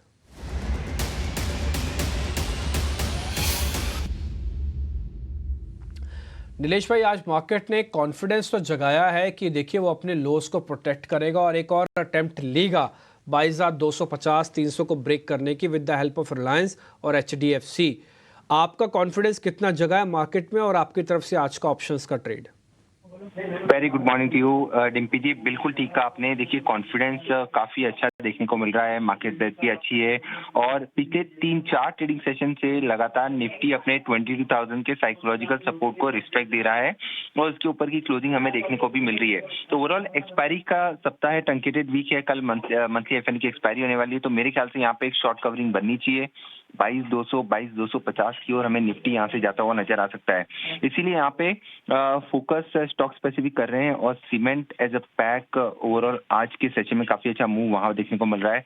तो अंबुजा सीमेंट इस पर्टिकुलर काउंटर में लगातार हमें लॉन्ग बिल्डअप देखने को मिल रहा है। कल भी काफी अच्छे लॉन्ग बिल्डअप यहाँ देखने को मिले थे और एक ब्रेकआउट कैंडिडेट है अंबुजा सीमेंट। इसीलिए अप्रैल की सीरीज के पॉइंट ऑफ व्यू से हमें यहाँ पे बड़ी तेजी देखने को मिल सकती है। 620 630 तक के लेवल अंडरलाइन में हमें यहाँ पे देखने को मिल सकते हैं। इसीलिए अप्रैल का 610 का कॉल ऑप्शन 21-22 के रेंज में ट्रेड हो रहा है। इसे लॉन्ग करने की सलाह होगी। 18 रुपीज का स्टॉप लॉस होगा। पहला टारगेट 26 का, दूसरा टारगेट 30 रुपीज का। इसका लॉट साइज अगर हम देखें तो 1800 का लॉट साइज है। इसीलिए यहाँ पे इन टर्म ऑफ रुपीज लगभग 5,400 रुपए तक के रिस्क बनते हुए नजर आएंगे। उसके साथ रिवॉर्ड अगर हम देखें तो 16,200 तक के रिवॉर्ड यहाँ बनते हुए नजर आ सकते हैं। ओवरऑल अंबुजा सीमेंट में जैसे कि मैंने कहा अप्रैल सीरीज के पॉइंट ऑफ व्यू से 620 से 630 के पार ये काउंटर जाता हुआ नजर आ सकता है। बहुत ही बढ़िया, डन। तो 610 की कॉल आप खरीदने के लिए बोल रहे हैं अंबुजा सीमेंट की। मैं थोड़ी देर पहले ही ना सीमेंट काउंटर्स चेक कर रहा था, मेरे को डालमिया भारत अच्छा दिखा। अंबुजा भी बढ़िया है, मैंने अडानी ग्रुप की कैटेगरी के अंदर इसको डाला हुआ है। तो वहाँ पे देखा ये शेयर की पोजीशनिंग भी ठीक हो रही है। आपने नोटिस करवाया सर, हम ज़रूर करेंगे ध्यान इस पर। अप्रैल सीरीज़ के कॉन्ट्रैक्ट लेना, कोई भी अब मार्च वाला मत लेना। और दूसरा 26-30 का टारगेट, 18 का स्टॉप। आपको पैसा कैलकुलेट करके बता दिया। रिस्क कोड काफ़ी बढ़िया 1:3 का बन रहा है, आप इसका फ़ायदा ज़रूर उठाइएगा। ठीक सर, बहुत बहुत शुक्रिया sir, thank you very much. Nilesh ji, आपने हमको ट्रेड बताया। कल मेरे को ध्यान है शायद आपका HCL का था, आपने एक बुल स्प्रेड दिया था, जितना मेरे को याद आ रहा है शायद यही था आपका ट्रेड। ठीक है, 10 में से 9 लोग इसलिए नुकसान उठाते हैं। एक तो फाइनेंशियल डिसिप्लिन नहीं होता, ऑप्शंस के अंदर आपको रिग्रेसली स्टॉप लॉसेस फॉलो करने होते हैं और लॉसेस के अंदर एवरेजेस नहीं करने होते हैं। तो थोड़ा सा देख के काम कीजिएगा। ये ट्रेडिंग टूल है तो बहुत बढ़िया, लेकिन थोड़ा खतरनाक भी है, बस इतना ही आपको ध्यान रखना और कुछ नहीं भी। ठीक जी, आगे बढ़े। एक खबर ना मार्केट में मेरे को एक सोर्स बेस्ड इंफॉर्मेशन मिली है, मैं ये फिर से कोट अनकोट कर देता हूँ। ये सोर्स बेस्ड इंफॉर्मेशन है, अपने सब लोग अपनी अपनी जगह से इसको पता करके ही इसका इस्तेमाल कीजिएगा। आदित्य, उस शेयर का नाम है टाटा केमिकल्स। खबर मार्केट के अंदर ये है कि टाटा सन्स शायद अपनी होल्डिंग इसमें बढ़ा सकता है। मार्केट में खबर चल रही है, ये हर्ड ऑन स्ट्रीट है, यानी कि बाज़ार में जो खबरें चल रही हैं OC के बेसिस पर। इसलिए हमने स्टैंडर्ड डिस्क्लोजर भी चला दिया। हमारे पास कोई पुख्ता जानकारी नहीं है, ना ही टाटास ने कंफर्म किया है, लेकिन मार्केट में खबर है कि टाटा केमिकल्स के अंदर टाटा सन्स हिस्सेदारी बढ़ा सकता है। इसके अंदर हिस्सेदारी बढ़ेगी तो शेयर ये बहुत ज़ोर से चलेगा। वैल्यूएशन के फ्रंट पे काफ़ी अच्छा बताते हैं इसको। 1000 का आपको पता ही है कि 1000 के ऊपर टिपिकली स्ट्रांग हो जाता है ये शेयर, और 1090 पे ट्रेड कर रहा है। ये शुरुआती फिगर है। क्या हमको ले लेना चाहिए टाटा केमिकल्स और लेके रख लेना चाहिए? बिल्कुल, देखिए स्टॉक में बेहतरीन तेजी आपको देखने को मिली। 930 से लेके स्टॉक ऑलमोस्ट गया 1347, वहां से करेक्ट होके वापस नीचे आ गया 1000 पे। अभी स्टॉक इंपॉर्टेंट सपोर्ट पे ट्रेड कर रहा है और अच्छे साइंस ऑफ बुलिशनेस बता रहा है, तो बिल्कुल इसको बाय कर सकते हैं 1099 में। स्टॉप लॉस रखना चाहिए 1040 का, और टारगेट रहेगा इसमें 1150 से लेके 1200 तक का। देखते देखते देखिए टाटा केमिकल्स अब 1100 को भी पार कर रहा है। ये हमने थोड़ी देर पहले जब चर्चा की थी उसमें 10 रुपये बढ़ गए हैं। तो हमारे पास जो इन्फॉर्मेशन आई है वो इन्फॉर्मेशन बहुत इंपॉर्टेंट है। उसी इन्फॉर्मेशन के अकॉर्डिंग बता रहा हूँ। हाँ, इसमें अपना वैल्यू एडिशन कुछ भी नहीं कर रहा। मेरे पास जो हार्ड ऑन स्ट्रीट है मैं सिर्फ उसी हार्ड ऑन स्ट्रीट के बेसिस पर ही आपके सामने पॉइंट रख रहा हूँ। मेरे पास इसको मेरे को काउंटर चेक भी करना होगा। मेरे पास जो जानकारी है कि टाटा केमिकल्स में टाटा सन्स अभी सिर्फ 3% की होल्डिंग रखता है। आगे जाके शायद अपनी होल्डिंग को और बढ़ाएगा। अभी ये मेरे को चेक करना पड़ेगा कि एक्चुअली में 3% है कि नहीं है। ये शेयर हाथ से ना निकल जाए, इसलिए सारी की सारी इन्फॉर्मेशन मैं आपके सामने पहले ही रख रहा हूँ, और देखते ही देखते आपके सामने शेयर चल भी रहा है। टाटा केमिकल्स इंपॉर्टेंट पड़ाव पर है, ज़रूर इस पर ध्यान दीजिएगा। जो इन्फॉर्मेशन मेरे पास थी मैंने आपके सामने साझा भी कर दी है। ठीक सर, अब आगे बढ़ें थोड़ा और कुछ शेयर जरा चेक करवा लें या देख लें कहाँ पे मार्केट का मोमेंटम है। मैं एफ&ओ की शीट खोल के चेक करता हूँ कि कहाँ पे आज मूवमेंट देखने को मिल सकता है। एबी भी तो ऊपर आ गया 5%। सीमेंस भी ऊपर। आज दिवांग की कॉल थी, सीमेंस कमिंस थी, माफ़ कीजिए उनकी कॉल। सीमेंस एक बार चेक करवाते हैं। संतोष सर जरा चेक करना सीमेंस। यस जिम्पी, जैसा हमने डिस्कस किया कि सीमेंस मुझे लगता है कि अभी और मोमेंटम बन सकता है। 5300 का इमीडिएट टारगेट नजर आता है, पर as a fresh trading perspective से रिस्क रिवॉर्ड फेवरेबल नहीं है। कोई डिप मिलता है तो खरीदारी कीजिए, लेकिन अगर आप पोर्टफोलियो में रखना चाहते हैं तो डेफिनेटली रखिए, क्योंकि अभी तो काफी ज्यादा पोटेंशियल बाकी काउंटर में। ठीक है, डन। अडानी ग्रुप में से कुछ भी शेयर ज़रा चेक करवा देता हूँ आपको। ज़्यादातर अडानी ग्रुप के शेयर्स ऊपर हैं, और परसेंटेज में जो सबसे ज़्यादा बढ़कर शेयर चल रहा है वो शेयर है अडानी पोर्ट्स, और दूसरा शेयर है अडानी ग्रीन्स। इनमें 1.5% तक की मूवमेंट है। वैसे ज़्यादातर शेयर, कोई भी शेयर फायर कर लो आप, सारे शेयर्स आपको हरे निशान में दिखेंगे, बट पोर्ट और अडानी ग्रीन्स के अंदर अच्छा मोमेंटम है। क्या अडानी पोर्ट में कुछ और पोजीशंस ली जा सकती है? एक बार चेक करेंगे आप कुछ। देखिए बिल्कुल ली जा सकती है। एक माइनर हर्डल है यहाँ पे 1350 का जो लेवल है इसके आसपास का। बट जिस तरह से ये शेप अप हो रहा है और जहाँ जैसे कंसोलिडेटिंग मार्केट में एक पॉजिटिव बायस के साथ ये ट्रेड कर रहा है, हमारे हिसाब से यहाँ पे 1350 तक के टारगेट अचीव हो सकते हैं, और उनको क्रॉस करके ये 1375 के जोन्स को भी हिट कर सकता है। तो अडानी पोर्ट्स में एक लॉन्ग पोजीशन कर सकते हैं कंसिडर। डेरिवेटिव काउंटर हैं, तो जो डेरिवेटिव्स में स्ट्रांगली ट्रेड करते हो, रिस्क रिवॉर्ड रेशियो और रिस्क मैनेजमेंट संभाल के कर सकें ट्रेड, तो वो भी इसमें एक पोजीशन कंसिडर कर सकते हैं। जैसा मैंने कहा, रिस्क मैनेजमेंट जो है उसे आप बिल्कुल पुख्ता लेके चलिएगा अपना। स्टॉप लॉस थोड़ा सा नीचे रखे, 1300 का जो लेवल है उसके, तो 1295 के करीब स्टॉप लॉस लेके चले। एक पोजिशनल बेट अदानी पोर्ट्स में यहाँ पे बिल्कुल बनता है। ठीक है, अडानी पोर्ट्स पर भी ध्यान रखने को बनता है। फटाफट से हम एक राउंड करते हैं जरा तेज़ी का, और हाँ और ना में जैसे जैसे जवाब देते जाएंगे एक्सपर्ट्स हम स्टैंपिंग के जरिए आपके सामने क्लियर करेंगे। उसमें कैश और डेरिवेटिव्स दोनों के शेयर होंगे। जरा स्पीड से चलाते जाइएगा, प्रोड्यूसर साहब तैयार हो जाइएगा। जिस पे हाँ मिले उस पर स्टैंप बाय की, जिसमें वेट एंड वॉच या फिर सेल या फिर होल्ड, ये 3-4 स्टैंप आपके काम आएंगी। स्पीड से लेते चलते हैं और फटाफट से चेक कर लेते हैं। पहले मैं आता हूँ जरा फैक्ट पे, फैक्ट FACT फैक्ट। आदित्य जरा देख के बताइए इसमें क्या करना है।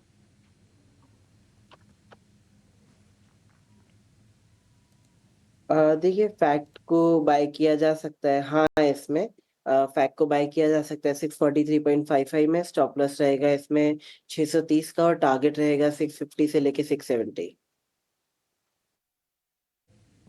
ठीक है, लगाइए इस पर स्टैम्प बाय की। बाय इस पे एक NHPC एक बार जरा स्क्रीन पे दिखाएं, 2-2.5% ऊपर है। कुछ इस पे आपके रिकमेंडेशन, थोड़ा पोजिशनल प्ले हुआ है NHPC के अंदर। हाँ, मेरे को स्विंग का बेनिफिट नहीं लेना, 2 दिन नहीं रखूंगा, 1 महीना रखूंगा।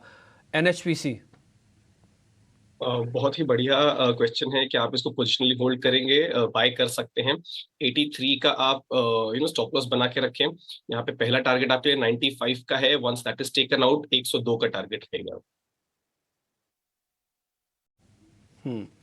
हिंदुस्तान कॉपर, कल हमारे एक सहयोगी थे राजेश जी, क्लोजिंग में हमारे साथ जुड़े थे। मुथूट दिया था, हिंद कॉपर दिया था, HCL दिया था। हिंद कॉपर संतोष सर एक बार जरा आप भी चेक कर लेना, शायद आपकी लिस्ट में भी था। हिंद कॉपर बाय सेल करना है, क्या करें इसमें? For timing avoid, because resistance के पास है, व्यू बुलिश है लेकिन रेजिस्टेंस है 290 के आसपास, इसलिए थोड़ा सा अवॉइड कीजिए। इसको अवॉइड करना है। हिंद कॉपर पे जरा अवॉइड के स्टैंप लगाइए सर। फिर एक काम और कीजिए, जरा Indiabulls real estate check करना आप Santosh sir. Indiabulls real के नाम से आपको शेयर मिलेगा, इसमें क्या करना जरा ये देख के बताओ फिर। इसका भी स्ट्रक्चर थोड़ा सा साइडवेज ही है, तो इस पे भी मेरी अवॉइड की ही सलाह रहेगी। ठीक है, डन। खैर मैं एक तीनों से एक राउंड की एक तेज़ी का और पता कर लेता हूं। मैं अगर आपसे सिर्फ ये पूछूं कि आप निफ्टी और बैंक निफ्टी को लॉन्ग करके बैठे तो आपके टारगेट क्या हैं अगली सीरीज़ के, तो एक एक करके आप मेरे को बता सकते हैं, क्योंकि तीनों ही आप इंडाइसिस को ट्रेड करते हैं। आदित्य, आपसे मैं कर रहा हूँ शुरुआत। 22,000 के ऊपर या 22,000 के आसपास आपने निफ्टी ले रखी है, तो आपका टारगेट क्या अगली सीरीज़ का, स्टॉप लॉस भी बता देना। अब बैंक निफ्टी का बताना चाहो वो भी बता सकते हो आप, जल्दी जल्दी बताना। बट बैंक निफ्टी का स्टॉप लॉस सॉरी निफ्टी का स्टॉप लॉस रहेगा मेरा 21,750 और टारगेट रहेगा मेरा उसमें 22,500 से लेके 23,000। और बैंक निफ्टी में मेरा स्टॉप लॉस रहेगा 46,000 और टारगेट रहेगा इसमें मेरा 47,500 से लेके 49,000। ठीक है, बड़े टारगेट आप दे रहे हो। खुश सर, आपकी रिकमेंडेशन, आप प्लस करोगे इंडाइसिस को? मैं आपका निजी राय पूछ रहा हूँ, दूसरों के लिए नहीं है। मान लीजिए आपके पास पैसे और मैं बोलूँगा इंडेक्स प्लस करना है, करोगे आप? इनपे बिल्कुल करेंगे। और आदित्य ने जो टारगेट्स या जो लेवल्स दिए हैं मैं उनसे सहमत हूँ। Fairlie close. स्टॉप लॉस में थोड़ा सा ऊपर ही ले लूंगा, 21,800 के करीब जो ये रेंज चल रही है उसी को रिस्पेक्ट करते हुए 21,800 को अपना स्टॉप लॉस बनाएंगे। 22,500 पहला टारगेट है, 23,000 भी आ सकता है, बट क्यों ना 22,800 का जो एक लेवल है उसको हम सेकंड टारगेट लेके चलें। जहां तक बैंक निफ्टी की बात है, रिस्क रिवॉर्ड रेशियो यहाँ पे काफी फेवरेबल है। It's about time that it moves. तो यहाँ पे भी आप 46,200 के करीब अपना एक स्टॉप लॉस लेके चलें। ऑन दी अपसाइड जो आपके टारगेट्स हैं ये 47,500 और 48,000 के हैं। तो ये तो मेरे हिसाब से दोनों ही जिस तरह का सेटअप है, दोनों ही इंडस्ट्रीज पे एक लॉन्ग ट्रेड इन लेवल्स के लिए, टारगेट्स के लिए बनता है। ठीक है, अब मैं जरा संतोष सर से ले लेता हूँ। संतोष सर आप बताइए, आप प्लस करोगे? यस जिम्पी, मुझे भी लगता है कि 3 मंथ के कंसल्टेशन के बाद आपको अप्रैल में एक तेजी देखने को मिल सकती है। तो मेरा टारगेट भी रहेगा 22,700 से 23,000 का, स्टॉप लॉस रहेगा 21,800 का। बैंक निफ्टी मुझे लगता है कि अपना जो अनफिनिश्ड बिजनेस है, नए हाई टेस्ट करने का, वो अचीव कर सकता है। तो यहाँ पर जो टारगेट रहेंगे 49,000 से 50,000 तक के रहेंगे। नीचे जो स्टॉप लॉस रहेगा मेरा रहेगा 46,000 का। बहुत बढ़िया, काफ़ी दिनों बाद बड़े बड़े टारगेट्स देखने को मिल रहे हैं। कॉन्फिडेंस हाई है, ना केवल पूछने वाले का हाई है बल्कि सुनने वाले का भी हाई है। आपको लग रहा होगा, आपको भी फील हो रहा होगा, मेरे को तो खैर फील गुड हो ही रहा है। और दूसरा, हमारे एक्सपर्ट्स ने ये राउंड मैंने इसलिए किया ताकि हमारा कॉन्फिडेंस हाई हो पाए। अगर कोई डाइवर्जेंस भी है, इधर उधर की बातें भी हैं, तो वो भी आ जाए। देखो आज निफ्टी देखते देखते 130 पॉइंट ऊपर हो गया। यही कमाल है लीडरशिप का, यही कमाल है मार्केट के अंदर आपको जल्दी जल्दी चर्निंग का, यही कमाल है डेरिवेटिव एक्सपायरी का, कि जो आपसे पूरा महीना नहीं हुआ वो आप एक दिन में कर रहे हो। आप 22,200 की तरफ बढ़ रहे हो और ट्रस्ट में 200, 200, सवा 200 वाली रेंज पार हो जाएगी ना। जो सभी एक्सपर्ट्स अभी आपको 22,800 तक के भी टारगेट दे रहे हैं ना, ये भी अचीव होने की कैपेसिटी रखता है मार्केट। कोई बड़ी बात नहीं है, लंबा कंसोलिडेशन के बाद वापस से मार्केट के अंदर मूव आ रहा है। तो आप इस पर ध्यान रखिएगा। आज की तेज़ी बहुत बढ़िया है, शानदार है। और मैं बोलूँगा कि 15 मिनट चार्ट पर निफ्टी के मार्च कॉन्ट्रैक्ट ने ही अपना एक नया ट्रेंड रिवर्सल करके एक तेज़ी का ट्रेंड बनाया, अभी अभी बनाया, जस्ट 5 मिनट पहले ही। तो मेरे को लग रहा है थोड़ा और ड्रैगिंग होगा और ऊपर की तरफ जाएगा। बैंक निफ्टी में थोड़ा भी वेट कर रहा हूँ, धीरे धीरे करके उसके अंदर भी आ गया है ट्रेंड रिवर्सल। और मेरे को लग रहा है आज वो 46,800 को जैसे उसने पार कर लिया है। दिखाओ एक बार जरा, 46,800 स्क्रीन पर दिख जाएगा तो कॉन्फिडेंस हाई हो जाएगा। आज ही आज में 47,000 भी लगा सकता है। ये बात मैं सुबह भी आपको नोटिस